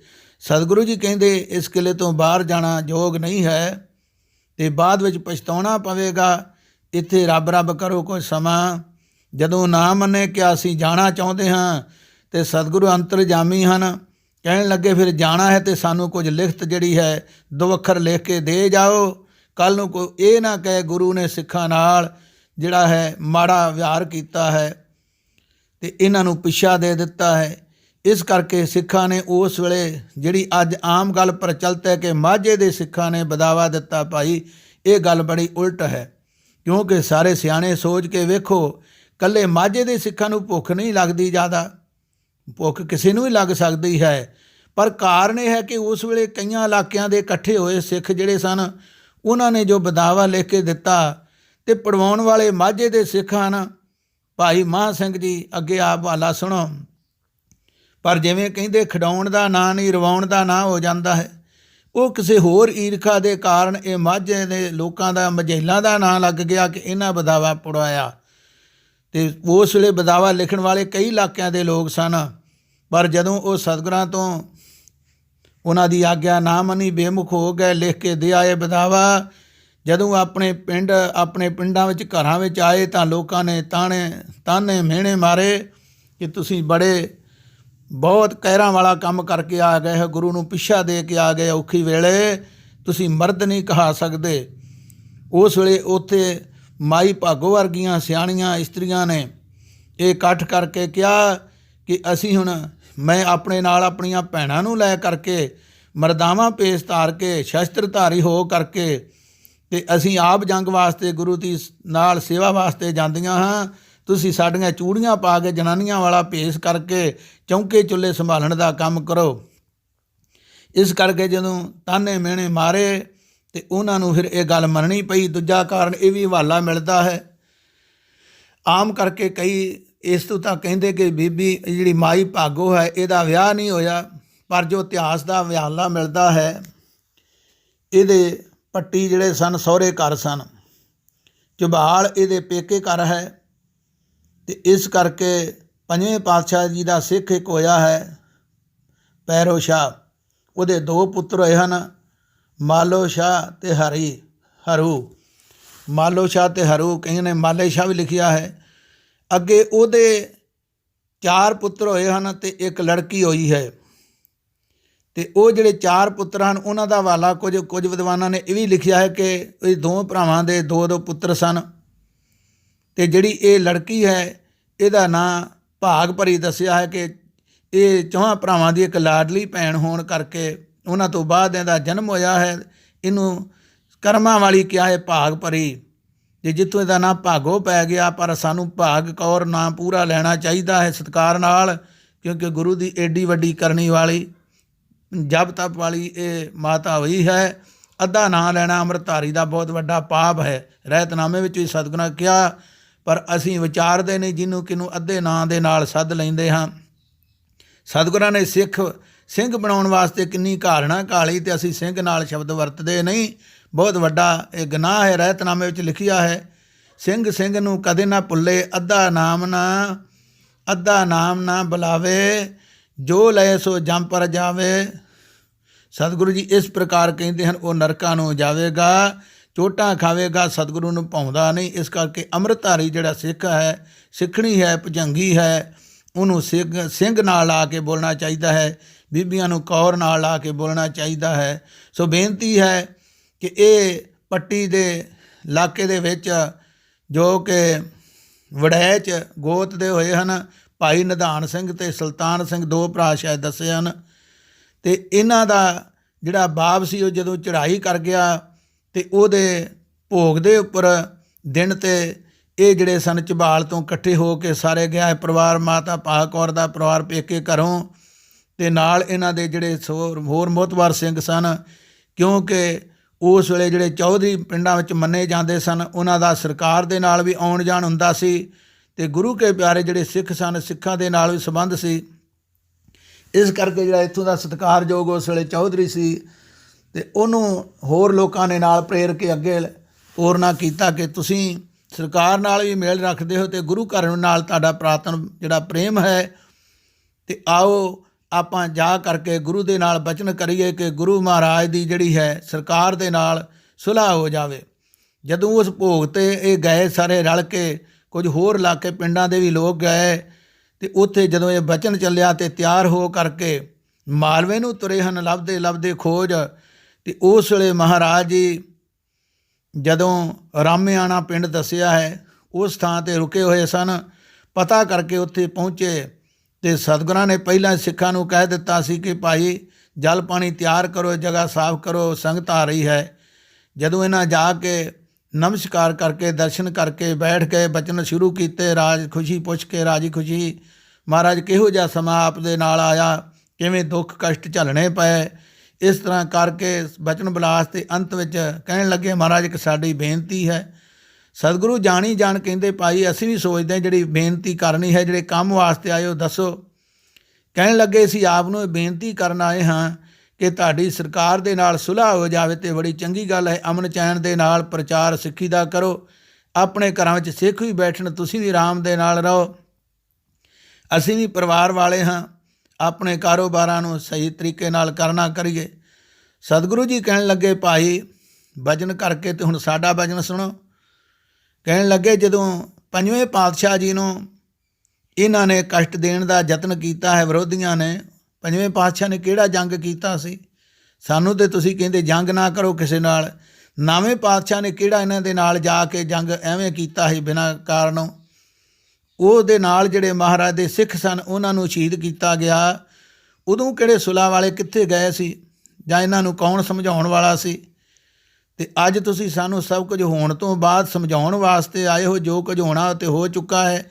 ਵੱਡੇ ਤੋਂ ਵੱਡਾ ਜਿਹੜਾ ਕਸ਼ਟ ਸੀ ਉਹ ਸਮਾਂ ਇਸੇ ਤਰ੍ਹਾਂ ਬੀਤਦਾ ਗਿਆ ਉਹਦੇ ਹੁਕਮ ਨਾਲ। ਤੇ ਹੁਣ ਇਹ ਗੱਲ ਸਾਨੂੰ ਇਹ ਜਿਹੜੀ ਤੁਹਾਡੀ ਭਾਉਂਦੀ ਨਹੀਂ, ਇਹ ਸੁਲ੍ਹਾ ਹੁਣ ਸਰਕਾਰ ਦੇ ਨਾਲ ਨਹੀਂ ਕਰ ਸਕਦੇ। ਸਿੱਖਾਂ ਕਿਹਾ, ਉਹਨਾਂ ਦੇ ਵਿੱਚੋਂ ਜਿਹੜੇ ਕਾਲੇ ਸੁਭਾਅ ਵਾਲੇ ਸਨ, ਕਹਿਣ ਲੱਗੇ, ਮਹਾਰਾਜ ਸਾਡੇ ਕੋਲ ਫਿਰ ਇਹ ਗੱਲ ਜਿਹੜੀ ਹੈ ਝੱਲੀ ਨਹੀਂ ਜਾ ਸਕਦੀ, ਜਿਹੜੀ ਇੰਨੀ ਤੰਗੀ ਹੈ ਸਾਡੇ ਕੋਲ ਤੁਹਾਡੇ ਨਾਲ ਨਿਭਣੀ ਨਹੀਂ, ਇਹ ਜਿਹੜੀ ਪ੍ਰੇਮ ਦੀ ਸਿੱਖੀ ਹੈ। ਤੇ ਜਦੋਂ ਇੰਨਾ ਬਚਨ ਗਿਆ, ਸਤਿਗੁਰੂ ਜੀ ਕਹਿੰਦੇ, ਚੰਗਾ, ਜੇ ਭਾਈ ਤੁਸੀਂ ਨਹੀਂ ਨਿਭਾ ਸਕਦੇ, ਸੰਖੇਪ ਵਿੱਚ ਬੇਨਤੀ ਹੈ। ਮਹਾਰਾਜ ਨੇ ਕਿਹਾ, ਜਿਵੇਂ ਅਨੰਦਪੁਰ ਸਾਹਿਬ ਵਿੱਚ ਕੁਝ ਸਿੱਖਾਂ ਨੇ ਉਸ ਵੇਲੇ ਬਦਾਵਾ ਲਿਖ ਕੇ ਦੇ ਦਿੱਤਾ ਸੀ, ਤੇ ਤੁਸੀਂ ਵੀ 2-4 ਅੱਖਰ ਜਿਹੜੇ ਸਾਨੂੰ ਲਿਖ ਕੇ ਦੇ ਦਿਓ, ਕੱਲ੍ਹ ਨੂੰ ਇਹ ਨਾ ਕੋਈ ਕਹੇ ਕਿ ਗੁਰੂ ਨੇ ਇਹਨਾਂ ਨੂੰ ਛੱਡ ਕਿਉਂ ਦਿੱਤਾ ਹੈ। ਉਸ ਵੇਲੇ ਗੁਰੂ ਕੀ ਸਾਧ ਸੰਗਤ, ਇਹ ਜਿੱਥੋਂ ਭੁਲੇਖਾ ਪੈਂਦਾ ਹੈ ਉਹ ਗੱਲ ਇੱਥੇ ਚੱਲਦੀ ਹੈ ਕਿ ਜਦੋਂ ਉਹਨਾਂ ਨੇ ਲਿਖ ਕੇ ਤੇ ਉੱਤੇ ਦਸਤਖਤ ਕਰਨੇ ਸਨ, ਤੇ ਉਸ ਵੇਲੇ ਮਾਤਾ ਭਾਗੋ ਜਿਹੜੀ ਸੀ, ਭਾਗ ਕੌਰ, ਇਹਨੇ ਉੱਚੀ ਆਵਾਜ਼ ਦਿੱਤੀ ਕਿ ਭਾਈ ਮੈਂ ਤੇ ਆਪਣੇ ਗੁਰੂ ਨੂੰ ਛੱਡ ਨਹੀਂ ਸਕਦੀ। ਕਿਉਂਕਿ ਇਤਿਹਾਸ ਵਿੱਚ ਆਉਂਦਾ, ਜਦੋਂ ਨੌਵੇਂ ਪਾਤਸ਼ਾਹ ਜੀ ਨੂੰ ਕੁਰਬਾਨੀ ਦੇਣੀ ਪਈ, ਜਾ ਕੇ ਦਿੱਲੀ ਸੀਸ ਜਿਹੜਾ ਉਹ ਕੁਰਬਾਨ ਕਰਵਾਉਣਾ ਪਿਆ, ਤੇ ਉਸ ਵੇਲੇ ਵੀ ਕਹਿੰਦੇ ਇਹਦੇ ਮਨ 'ਚ ਬੜਾ ਇਹ ਜਿਹੜਾ ਸੀ ਇਸ ਗੱਲ ਦਾ ਜੋਸ਼ ਆਇਆ ਕਿ ਮੈਂ ਅੱਜ ਹੀ ਜਾਵਾਂ ਤੇ ਦਿੱਲੀ ਜਾ ਕੇ ਜਿਨ੍ਹਾਂ ਮੇਰੇ ਗੁਰੂ ਨੂੰ ਕਸ਼ਟ ਦੇਣ ਦਾ ਯਤਨ ਕੀਤਾ ਸਾਰਿਆਂ ਨੂੰ ਖਤਮ ਕਰ ਦੇਵਾਂ। ਹੁਣ ਇਹ ਸਮਾਂ ਆਇਆ, ਕਹਿਣ ਲੱਗੀ ਮੈਂ ਆਪਣੇ ਗੁਰੂ ਤੋਂ ਪਿੱਛੇ ਨਹੀਂ ਹੋ ਸਕਦੀ। ਇਹਦੀ ਗੱਲ ਸੁਣ ਕੇ ਇਹਨਾਂ ਦਾ ਪਤੀ ਪਰਮੇਸ਼ਰ ਭਾਈ ਨਿਧਾਨ ਸਿੰਘ ਵੀ ਤਿਆਰ ਹੋ ਗਿਆ। ਫਿਰ ਇਹਦੇ ਭਰਾ ਜਿਹੜੇ ਸਨ, ਭਾਈ ਭਾਗ ਸਿੰਘ ਤੇ ਦਿਲਬਾਗ ਸਿੰਘ, ਦਰਬਾਰਾ ਸਿੰਘ, ਘਰਬਾਰਾ ਸਿੰਘ, 4 ਇਹ ਭਰਾ ਮੰਨੇ ਜਾਂਦੇ ਹਨ। ਤੇ ਇਹ ਸਾਰੇ ਤੇ ਨਾਲ ਕੁਝ ਸਿੱਖ ਹੋਰ ਵੀ ਤਿਆਰ ਹੋ ਗਏ। ਉਸ ਵੇਲੇ ਗੁਰੂ ਕੀ ਸਾਧ ਸੰਗਤ ਦੱਸਿਆ ਜਾਂਦਾ ਕਿ ਜਿਹੜਾ ਇਹ 500 ਦਾ ਇਕੱਠ ਸੀ, ਉਹਦੇ ਵਿੱਚੋਂ 50 ਰਹਿ ਗਏ। ਤੇ ਜਦੋਂ ਉਹਨਾਂ ਕਿਹਾ ਅਸੀਂ ਗੁਰੂ ਨੂੰ ਛੱਡ ਕੇ ਨਹੀਂ ਜਾਣਾ, ਭਾਵੇਂ ਸ਼ਹੀਦ ਹੋ ਜਾਈਏ, ਹੁਣ ਇੱਥੇ ਪਿੱਛੇ ਨਹੀਂ ਮੁੜਨਾ, ਅੱਗੇ ਜੋ ਕੁਝ ਹੋ ਗਿਆ ਹੋ ਗਿਆ। ਤੇ ਉਸ ਵੇਲੇ ਗੁਰੂ ਕੀ ਸਾਧ ਸੰਗਤ ਫਿਰ ਸਾਰੇ 40 ਰਹਿ ਗਏ, ਬਾਕੀ ਵੀ ਖਿਸਕ ਗਏ। ਤੇ ਸਤਿਗੁਰੂ ਜੀ ਇਹਨਾਂ ਦੇ ਨਾਲ ਬਚਨ ਕਰਕੇ ਅੱਗੇ ਚਲੇ ਗਏ। ਮੁੜ ਕੇ ਸਤਿਗੁਰਾਂ ਇਹਨਾਂ ਦਾ ਕੋਈ ਬਚਨ ਨਹੀਂ ਸੁਣਿਆ। ਤੇ ਇਹਨਾਂ ਨੇ ਫਿਰ ਉੱਥੇ ਹੀ ਮੈਦਾਨ ਦੇ ਵਿੱਚ ਜਦੋਂ ਸੂਹ ਮਿਲ ਗਈ, ਪਿੱਛੋਂ ਕਿ ਫੌਜ ਆ ਗਈ ਹੈ, ਡਟ ਗਏ। ਖਿਦਰਾਣੇ ਦੀ ਢਾਬ ਤੋਂ ਤੇ ਜਿਹੜਾ ਉਹ ਪਿੰਡ ਸੀ ਰਾਮਿਆਣਾ, ਉਹਦੇ ਤਕਰੀਬਨ ਵਿਚਕਾਰ ਜੇ ਇਹ ਜਗ੍ਹਾ ਸੀ ਜਿੱਥੋਂ ਪਤਾ ਲੱਗ ਗਿਆ। ਤੇ ਉਸ ਵੇਲੇ ਇਹਨਾਂ ਨੇ ਤਿਆਰੀ ਕਰਕੇ ਫੌਜ ਦਾ ਮੁਕਾਬਲਾ ਕਰਨਾ ਸ਼ੁਰੂ ਕਰ ਦਿੱਤਾ। ਤੇ ਸਤਿਗੁਰੂ ਜੀ ਉੱਥੇ ਅੱਗੇ ਖਿਦਰਾਣੇ ਦੀ ਢਾਬ ਕੋਲ ਪਹੁੰਚ ਗਏ। ਤੇ ਜਦੋਂ ਉਸ ਤੋਂ ਥੋੜ੍ਹੀ ਦੂਰ ਵੇਖਿਆ ਕਿ ਇਹ ਟਾਕਰਾ ਹੋ ਗਿਆ ਹੈ ਦੋਵਾਂ ਧਿਰਾਂ ਦਾ, ਤੇ ਸਿੱਖਾਂ ਨੇ ਫਿਰ ਆਪਣੀ ਬੜੀ ਬਹਾਦਰੀ ਵਿਖਾ ਕੇ ਉਹਨਾਂ ਦਾ ਮੁਕਾਬਲਾ ਕੀਤਾ। ਤੇ ਉਸ ਵੇਲੇ ਜਦੋਂ ਕਾਫੀ ਸਿੱਖ ਸ਼ਹੀਦ ਹੋ ਗਏ ਤੇ ਕੁਝ ਵੇਖਿਆ ਕਿ ਹੁਣ ਫੌਜ ਦਾ ਜ਼ਿਆਦਾ ਜ਼ੋਰ ਪਿਆ ਹੈ, ਪਹਿਲਾਂ ਸਿੱਧੀ ਟੱਕਰ ਕੀਤੀ, ਫਿਰ ਪੰਜਾਂ ਦਾ ਜਥਾ ਕਰਕੇ ਤੇ ਇਹਨਾਂ ਨੇ ਜਾ ਕੇ ਮੁਕਾਬਲਾ ਕਰਨਾ ਚਾਹਿਆ। ਤੇ ਆਪਣੇ ਜਿਹੜੇ ਕਛਹਿਰੇ ਸਨ, ਚਾਦਰੇ ਸਨ, ਉਹ ਝਾੜੀਆਂ ਦੇ ਉੱਤੇ ਵਿਛਾ ਦਿੱਤੇ ਕਿ ਦੂਰੋਂ ਪਤਾ ਲੱਗੇ ਕਿ ਫੌਜ ਦੇ ਤੰਬੂ ਲੱਗੇ, ਪਤਾ ਨਹੀਂ ਕਿੰਨੀ ਕੁ ਸਿੱਖਾਂ ਦੀ ਫੌਜ ਬੈਠੀ ਹੋਈ ਹੈ। ਗੁਰੂ ਕੀ ਸਾਧ ਸੰਗਤ ਇਹਦੇ ਵਿੱਚ ਇੱਕ ਬੜਾ ਨੁਕਤਾ ਹੈ ਕਿ ਦੱਸਿਆ ਜਾਂਦਾ ਕਿ ਪੰਜਾਂ ਦੇ ਜਿਹੜੇ ਸਨ ਇਹ 8 ਜਥੇ ਸਨ। ਅੱਜ ਵੇਖਿਆ ਜਾਵੇ ਜਿਹੜਾ ਸਰੋਵਰ ਜਿਹੜਾ ਹੈ ਮੁਕਤਸਰ ਸਾਹਿਬ ਵਾਲਾ, ਉਹਦੀਆਂ 8 ਨੁੱਕਰਾਂ ਹਨ। ਆਮ ਕਰਕੇ ਹੋਰ ਕਿਤੇ ਸਰੋਵਰ ਐਸਾ ਨਹੀਂ ਹੈ। ਉਹ ਇਸ ਗੱਲ ਦੀ ਨਿਸ਼ਾਨੀ ਹੈ ਕਿ ਜਿੱਥੇ ਜਿੱਥੇ ਉਹ ਜਥੇ ਬੈਠੇ ਸਨ ਉਹਨਾਂ ਦੀ ਨਿਸ਼ਾਨੀ ਕਰਕੇ 8 ਨੁੱਕਰਾਂ ਵਾਲਾ ਸਰੋਵਰ ਬਣਿਆ। ਚਾਰਨ ਕਰੋ ਸ੍ਰੀ ਵਾਹਿਗੁਰੂ। ਇਸ ਕਰਕੇ ਇਤਿਹਾਸ ਦਾ ਜੋ ਵਾਲਾ ਹੈ, ਸੋ ਇਸ ਕਰਕੇ ਜਦੋਂ ਉਹਨਾਂ ਪੰਜਾਂ ਨੇ ਇਹ ਜਾ ਕਰਕੇ ਮੁਕਾਬਲਾ ਕੀਤਾ ਤੇ ਫਤਿਹ ਪ੍ਰਾਪਤ ਕੀਤੀ। ਸਤਿਗੁਰੂ ਜੀ ਵੇਖ ਰਹੇ ਹਨ। ਆਪਣੀ ਉਹਨਾਂ ਕੁਝ ਹੋਰ ਫੌਜ ਕੱਲੀ ਤੇ ਮਹਾਰਾਜ ਟਿੱਬੀ ਸਾਹਿਬ ਤੋਂ ਉਹ ਵੀ ਉੱਥੋਂ ਤੀਰ ਚਲਾਉਂਦੇ ਰਹੇ। ਜੰਗ ਫਤਿਹ ਹੋਣ ਤੋਂ ਬਾਅਦ ਮਹਾਰਾਜ ਆਪ ਉੱਥੇ ਪਹੁੰਚੇ ਤੇ ਜਾ ਕਰਕੇ ਸਿੱਖਾਂ ਦੀ ਬਹਾਦਰੀ ਵੇਖ ਕੇ ਉਹਨਾਂ ਨੂੰ ਬੜੇ ਜਿਹੜੇ ਸਨ ਇਨਾਮ ਦੇਣੇ ਕੀਤੇ, 10 ਜਾਰੀ 5 ਜਾਰੀ ਕਹਿ ਕਰਕੇ ਬੜੇ ਉੱਚੇ ਖਿਤਾਬ ਬਖਸ਼ੇ ਸਤਿਗੁਰਾਂ ਨੇ, ਵਰ ਬਖਸ਼ੇ ਕਹਿਣ ਦਾ ਭਾਵ। ਅਤੇ ਅੰਤ ਵਿੱਚ ਦੱਸਿਆ ਜਾਂਦਾ ਹੈ ਕਿ ਜਦੋਂ ਭਾਈ ਮਹਾਂ ਸਿੰਘ ਦੇ ਕੋਲ ਪਹੁੰਚੇ ਹਨ ਅਤੇ ਉਹ ਅੰਤਲੇ ਸਵਾਸਾਂ 'ਤੇ ਸੀ ਅਤੇ ਸਤਿਗੁਰਾਂ ਨੂੰ ਯਾਦ ਕਰ ਰਿਹਾ ਹੈ। ਮਹਾਰਾਜ ਨੇ ਜਾ ਕਰਕੇ ਆਪਣੀ ਗੋਦ ਵਿੱਚ ਲੈ ਕਰਕੇ ਆਪਣੇ ਪਵਿੱਤਰ ਰੁਮਾਲ ਦੇ ਨਾਲ ਉਹਦੇ ਨੇਤਰ ਪੂੰਝੇ ਅਤੇ ਉਹਨੂੰ ਆਵਾਜ਼ ਦਿੱਤੀ ਹੈ ਅਤੇ ਉਹਨੇ ਕੁਝ ਥੋੜ੍ਹੀ ਜਿਹੀ ਹੋਸ਼ ਕੀਤੀ, ਆਵਾਜ਼ ਦਿੱਤੀ ਅਤੇ ਮਹਾਰਾਜ ਕਹਿਣ ਲੱਗੇ, ਭਾਈ ਮਹਾਂ ਸਿੰਘਾ, ਬਹੁਤ ਵੱਡੀ ਬਹਾਦਰੀ ਆਪ ਨੇ ਵਿਖਾਈ ਹੈ, ਇਸ ਕਰਕੇ ਹੁਣ ਚਾਹੇ ਤਾਂ ਤੇਰੀ ਉਮਰ ਸਦਾ ਵਾਸਤੇ ਲੰਮੀ ਕਰ ਦਿਆਂ, ਦੁਨੀਆ ਦਾ ਰਾਜ ਭਾਗ ਦੇ ਦਿਆਂ, ਜੋ ਦੁਨੀਆ ਦਾ ਲੋਕ ਪਰਲੋਕ ਦਾ ਸੁੱਖ ਚਾਹੇ ਤੈਨੂੰ ਬਖਸ਼ ਦੇਵਾਂ, ਜੋ ਤੂੰ ਮੂੰਹ ਮੰਗੇ ਗੁਰੂ ਨਾਨਕ ਦੇ ਘਰੋਂ ਅੱਜ ਤੈਨੂੰ ਪ੍ਰਾਪਤ ਹੋਏਗਾ। ਚਾਰਨ ਕਰੋ ਸ੍ਰੀ ਵਾਹਿਗੁਰੂ। ਹੁਣ ਗੁਰੂ ਕੀ ਸਾਧ ਸੰਗਤ ਧਿਆਨ ਕਰੀਏ, ਅੱਜ ਦਾ ਕੋਈ ਲੀਡਰ ਹੁੰਦਾ ਅਤੇ ਉਸ ਵੇਲੇ ਕਹਿ ਦਿੰਦਾ ਸਦਾ ਵਾਸਤੇ ਮੇਰੇ ਘਰ ਰਾਜ ਰਵੇ, ਮੇਰਾ ਪਰਿਵਾਰ ਸਦਾ ਸੁੱਖ ਭੋਗੇ, ਐਸ਼ ਪ੍ਰਸਤੀ ਕਰੇ, ਪਰ ਉਹ ਧੰਨ ਸਨ ਐਸੇ ਗੁਰੂ ਕੇ ਲਾਲ ਜਿਨ੍ਹਾਂ ਕਿਹਾ, ਮਹਾਰਾਜ ਜਿਹੜੇ ਅਸੀਂ ਤੇਰੇ ਤੋਂ ਟੁੱਟ ਚੁੱਕੇ ਹਾਂ, ਮਹਾਰਾਜ ਟੁੱਟੇ ਹੋਏ ਸਾਡੇ ਭਰਾਵਾਂ ਨੂੰ ਉਹ ਗੰਢ ਲਓ ਆਪਣੇ ਚਰਨਾਂ ਦੇ ਨਾਲ, ਟੁੱਟੀ ਸਿੱਖੀ ਜਿਹੜੀ ਹੈ ਗੰਢੀ ਜਾਵੇ। ਮੇਰੀ ਇਹੀ ਬੇਨਤੀ ਹੈ, ਜੇ ਅਸੀਂ ਭੁੱਲਣਹਾਰ ਹਾਂ ਅਤੇ ਤੁਸੀਂ ਬਖਸ਼ਣਹਾਰ ਹੋ। ਗੁਰੂ ਕੀ ਸਾਧ ਸੰਗਤ ਉਸ ਵੇਲੇ ਭਾਈ ਮਹਾਂ ਸਿੰਘ ਦੀ ਬਾਰ-ਬਾਰ ਬੇਨਤੀ ਕਰਨ 'ਤੇ ਸਤਿਗੁਰਾਂ ਕਿਹਾ, ਅਜੇ ਸਮਾਂ ਹੈ, ਕੁਝ ਮੰਗ ਲੈ। ਕਹਿਣ ਲੱਗਾ, ਮਹਾਰਾਜ ਮੇਰੀ ਇਹੋ ਹੀ ਮੰਗ ਹੈ ਕਿ ਜਿਹੜੇ ਸਿੱਖ ਤੁਹਾਡੇ ਚਰਨਾਂ ਤੋਂ ਟੁੱਟ ਚੁੱਕੇ ਹਨ ਉਹਨਾਂ ਨੂੰ ਮੁੜ ਕੇ ਜੋੜ ਲਓ। ਇਸ ਕਰਕੇ ਗੁਰੂ ਕੀ ਸਾਧ ਸੰਗਤ ਸਤਿਗੁਰੂ ਜੀ ਕਹਿਣ ਲੱਗੇ, ਨਿਹਾਲ ਨਿਹਾਲ ਨਿਹਾਲ, ਧੰਨ ਤੂੰ ਸਿੱਖ ਅਤੇ ਧੰਨ ਤੇਰੀ ਸਿੱਖੀ ਹੈ, ਜਿਨ੍ਹਾਂ ਐਡੀ ਵੱਡੀ ਬਹਾਦਰੀ ਕਰਕੇ ਅਤੇ ਇੱਥੋਂ ਤੱਕ ਐਡੀ ਵੱਡੀ ਸੋਚ ਰੱਖ ਕੇ ਇਹ ਮੰਗ ਕੀਤੀ ਹੈ। ਇਸ ਕਰਕੇ ਤੁਹਾਡੇ ਮਾਝੇ ਦੇ ਸਿੱਖ ਜਿਹੜੇ ਬੜੇ ਯੋਧੇ ਹੋਣਗੇ, ਬੜੇ ਨਾਮਵਰ ਹੋਣਗੇ, ਅਤੇ ਇਹ ਤੋਂ ਸਿੱਖੀ ਮਾਝੇ ਦੀ ਰੱਖ ਲਈ ਹੈ। ਗੁਰੂ ਕੀ ਸਾਧ ਸੰਗਤ ਇਸ ਕਰਕੇ ਇਹ ਮਾਝੇ ਦੇ ਸਿੱਖ ਸਨ। ਭਾਈ ਮਹਾਂ ਸਿੰਘ ਜਿਹੜਾ ਹੈ, ਇਤਿਹਾਸ ਦੇ ਵਿੱਚ ਇਹ ਵੀ ਭੁਲੇਖਾ ਪੈਂਦਾ ਹੈ, ਇਹਦਾ ਜਿਹੜਾ ਜੱਦੀ ਪੁਰਸ਼ੀ ਜਿਹੜਾ ਪਰਿਵਾਰ ਹੈ, ਇਹਨਾਂ ਦਾ ਪਿੰਡ ਸੁਰ ਸਿੰਘ ਹੈ ਅਤੇ ਨਾਨਕੇ ਇਹਨਾਂ ਦੇ ਰਟੌਲੀ ਸਨ, ਅਤੇ ਰਟੌਲੀ ਰਹਿਣ ਕਰਕੇ ਭਾਈ ਮਹਾਂ ਸਿੰਘ ਨੂੰ ਰਟੌਲਾਂ ਦਾ ਕਿਹਾ ਜਾਂਦਾ ਹੈ। ਪਰ ਪੁਰਾਤਨ ਪਿੰਡ ਇਹਨਾਂ ਦਾ ਜਿਹੜਾ ਹੈ ਉਹ ਹੈ ਸੁਰ ਸਿੰਘ ਹੈ, ਉੱਥੇ ਇਹਨਾਂ ਦੀ ਜ਼ਮੀਨ ਹੈ, ਪਰਿਵਾਰ ਇਹਨਾਂ ਦਾ ਉੱਥੇ ਰਹਿੰਦਾ ਸੀ। ਅੱਜ ਵੀ ਇਹਨਾਂ ਦੇ ਉੱਥੇ ਸਥਾਨ ਬਣੇ ਹਨ, ਜ਼ਮੀਨ ਜਿਹੜੀ ਹੈ ਉੱਥੇ ਮਹਾਂਪੁਰਸ਼ਾਂ ਦੀ ਸੇਵਾ ਕਰਦੇ ਹਨ। ਗੁਰੂ ਕੀ ਸਾਧ ਸੰਗਤ ਇਸ ਕਰਕੇ ਸਤਿਗੁਰਾਂ ਨੇ ਫਿਰ ਇਹਨਾਂ ਨੂੰ ਉਹਨਾਂ ਦੇ ਸਾਹਮਣੇ ਉਹ ਜਦੋਂ ਬਦਾਵਾ ਪਾੜਨਾ ਕੀਤਾ, ਮਹਾਰਾਜ ਕਹਿਣ ਲੱਗੇ, ਭਾਈ ਉੱਥੇ ਸਿੱਖ ਤੇ ਬਦਾਵਾ ਦੇ ਕੇ ਆ ਗਏ ਕਿ ਅਸੀਂ ਤੇਰੇ ਸਿੱਖ ਨਹੀਂ, ਤੂੰ ਸਾਡਾ ਗੁਰੂ ਨਹੀਂ, ਪਰ ਅਸਾਂ ਨਹੀਂ ਕਿਹਾ ਕਿ ਅਸੀਂ ਤੁਹਾਡੇ ਗੁਰੂ ਨਹੀਂ, ਤੁਸੀਂ ਸਿੱਖ ਨਹੀਂ ਹੋ। ਇਸ ਕਰਕੇ ਭਾਵੇਂ ਸਾਡਾ ਕਿੰਨਾ ਕੁਝ ਉੱਥੇ ਦਰਿਆ ਵਿੱਚ ਰੁੜ ਗਿਆ, ਕਿੰਨਾ ਕੁਝ ਬਰਬਾਦ ਹੋ ਗਿਆ, ਸਰਸਾ ਦੀ ਭੇਟਾ ਚੜ੍ਹ ਗਿਆ, ਪਰ ਤੁਹਾਡਾ ਜਿਹੜਾ ਵਾਅਦਾ ਸੀ ਉਹ ਬਦਾਵਾ ਸੀ, ਅਸਾਂ ਕਮਰ ਕਸੇ ਵਿੱਚ ਸਾਂਭ ਕੇ ਰੱਖਿਆ ਹੋਇਆ ਹੈ। ਇਸ ਕਰਕੇ ਸਤਿਗੁਰਾਂ ਨੇ ਉਹ ਬਦਾਵਾ ਉਹਨਾਂ ਦੇ ਸਾਹਮਣੇ ਪਾੜ ਕੇ ਸਿੱਖਾਂ ਨੂੰ ਬਖਸ਼ ਲਿਆ। ਗੁਰੂ ਕੀ ਸਾਧ ਸੰਗਤ ਭਾਈ ਮਹਾਂ ਸਿੰਘ ਜੀ ਆਪਣਾ ਸਰੀਰ ਤਿਆਗ ਕੇ ਸੱਚਖੰਡ ਪਹੁੰਚ ਗਏ। ਫਿਰ ਮਹਾਰਾਜ ਭਾਈ ਜਿਹੜੀ ਮਾਤਾ ਭਾਗ ਕੌਰ ਸੀ, ਉਹ ਸਰੋਵਰ ਜਿਹੜਾ ਉਸ ਸਮੇਂ ਇੱਕ ਛੱਪੜ ਦੀ ਸ਼ਕਲ ਦੇ ਵਿੱਚ ਸੀ, ਢਾਬ ਸੀ, ਜਿਹਨੂੰ ਖਦਰਾਣੇ ਦੀ ਢਾਬ ਕਿਹਾ ਜਾਂਦਾ ਹੈ।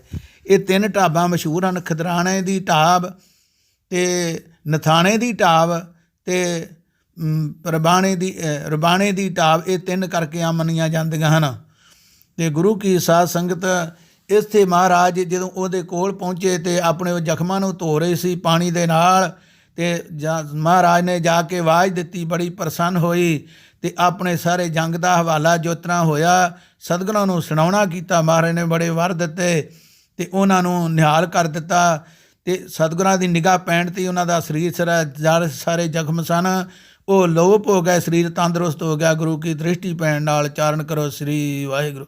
ਗੁਰੂ ਵਿੱਚ ਇੰਨੀ ਬਰਕਤ ਹੁੰਦੀ ਹੈ। ਜਿਵੇਂ ਮਹਾਰਾਜ ਨੇ ਵੇਖਿਆ ਸੀ ਜੰਗ ਯੁੱਧ ਦੇ ਵਿੱਚ ਬਹਾਦਰ ਬਿਧੀ ਚੰਦ ਜੀ ਜਦੋਂ ਉਹ ਵੱਡੇ ਇੱਕ ਮੁਗਲ ਜਰਨੈਲ ਦੇ ਨਾਲ ਮੁਕਾਬਲਾ ਕੀਤਾ, ਉਹਨੇ ਕਿਹਾ ਸਾਡੇ ਨਾਲ ਮੁਸ਼ਟ ਯੁੱਧ ਕਰ, ਸ਼ਸਤਰਾਂ ਨੂੰ ਛੱਡ ਕੇ ਮੁੱਕੀਆਂ ਦੇ ਨਾਲ ਲੜੇ।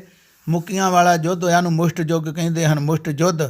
ਅਤੇ ਬਹਾਦਰ ਬਿਧੀ ਚੰਦ ਜੀ ਨੇ ਇੰਨੀ ਬਹਾਦਰੀ ਵਿਖਾਈ ਮਹਾਂਪੁਰਸ਼ਾਂ ਨੇ ਕਿ ਉਹ ਮੁੱਕੀਆਂ ਮਾਰ ਉਹਦੇ ਸਰੀਰ ਵਿੱਚੋਂ ਲਹੂ ਕੱਢ ਦਿੱਤਾ, ਅਤੇ ਉਹਨਾਂ ਦੇ ਜਿਹੜੇ ਬਸਤ ਚੋਲਾ ਸੀ ਉਹਦੇ ਉੱਪਰ ਉਹ ਲਹੂ ਦੇ ਛਿੱਟੇ ਪਏ ਹੋਏ ਸਨ। ਅਤੇ ਜਦੋਂ ਮਹਾਰਾਜ ਦੀ ਨਜ਼ਰ ਪਈ ਅਤੇ ਸਾਰੇ ਹੀ ਉਹ ਜਿਹੜੇ ਸਨ ਦਾਗ ਧੁੱਪ ਗਏ। ਚਾਰਨ ਕਰੋ ਸ੍ਰੀ ਵਾਹਿਗੁਰੂ। ਇਤਿਹਾਸ ਦਾ ਹਵਾਲਾ ਹੈ। ਇਸ ਕਰਕੇ ਗੁਰੂ ਕੀ ਸਾਧ ਸੰਗਤ ਮਾਤਾ ਭਾਗੋ ਜੀ ਨੂੰ ਨਿਹਾਲ ਕਰਕੇ ਤੇ ਉਹਨਾਂ ਨੇ ਆਪਣੇ ਸਾਧ ਸੰਗਤ ਦੇ ਨਾਲ ਰਲਾਉਣਾ ਕੀਤਾ। ਫਿਰ ਇੱਥੋਂ ਤੱਕ ਦੱਸਿਆ ਗਿਆ ਇਤਿਹਾਸ ਦਾ ਹਵਾਲਾ ਕਿ ਹਜ਼ੂਰ ਸਾਹਿਬ ਤੱਕ ਮਹਾਰਾਜ ਜੀ ਦੇ ਨਾਲ ਗਈ ਹੈ ਕਿ ਜਿਹੜੇ ਮਹਾਰਾਜ ਨੇ ਪੂਨੇ ਸਤਾਰਿਓਂ ਦੋ ਉਹ ਸਜਾਏ ਸਨ, ਰਾਜੇ ਰੁਸਤਮ ਰਾਓ ਤੇ ਬਾਲਾ ਰਾਓ, ਤੇ ਮਾਤਾ ਜੀ ਸ਼ਸਤਰਧਾਰੀ ਹੋ ਕਰਕੇ ਉਹਨਾਂ ਨੂੰ ਉਹਨਾਂ ਦੇ ਪਿੰਡ ਛੱਡ ਕੇ ਆਈ ਹੈ। ਤੇ ਇੱਥੋਂ ਤੱਕ ਦੱਸਿਆ ਗਿਆ ਹੈ ਹਜ਼ੂਰ ਸਾਹਿਬ ਤੋਂ ਕੋਈ ਦੂਰ ਇੱਕ ਪਿੰਡ ਜਨਵਾੜਾ ਪਿੰਡ ਹੈ, ਥੋੜ੍ਹੀ 10 ਕਿਲੋਮੀਟਰ ਦੇ ਲਗਭਗ ਉਹਦਾ ਫਾਸਲਾ ਦੱਸਿਆ ਗਿਆ ਹੈ। ਉੱਥੇ ਫਿਰ ਇਹਨਾਂ ਨੇ ਆਪਣਾ ਸਰੀਰ ਤਿਆਗਿਆ ਹੈ ਤੇ ਸੰਸਕਾਰ ਇਹਨਾਂ ਦਾ ਜਿਹੜਾ ਹਜ਼ੂਰ ਸਾਹਿਬ ਕੀਤਾ ਗਿਆ ਹੈ।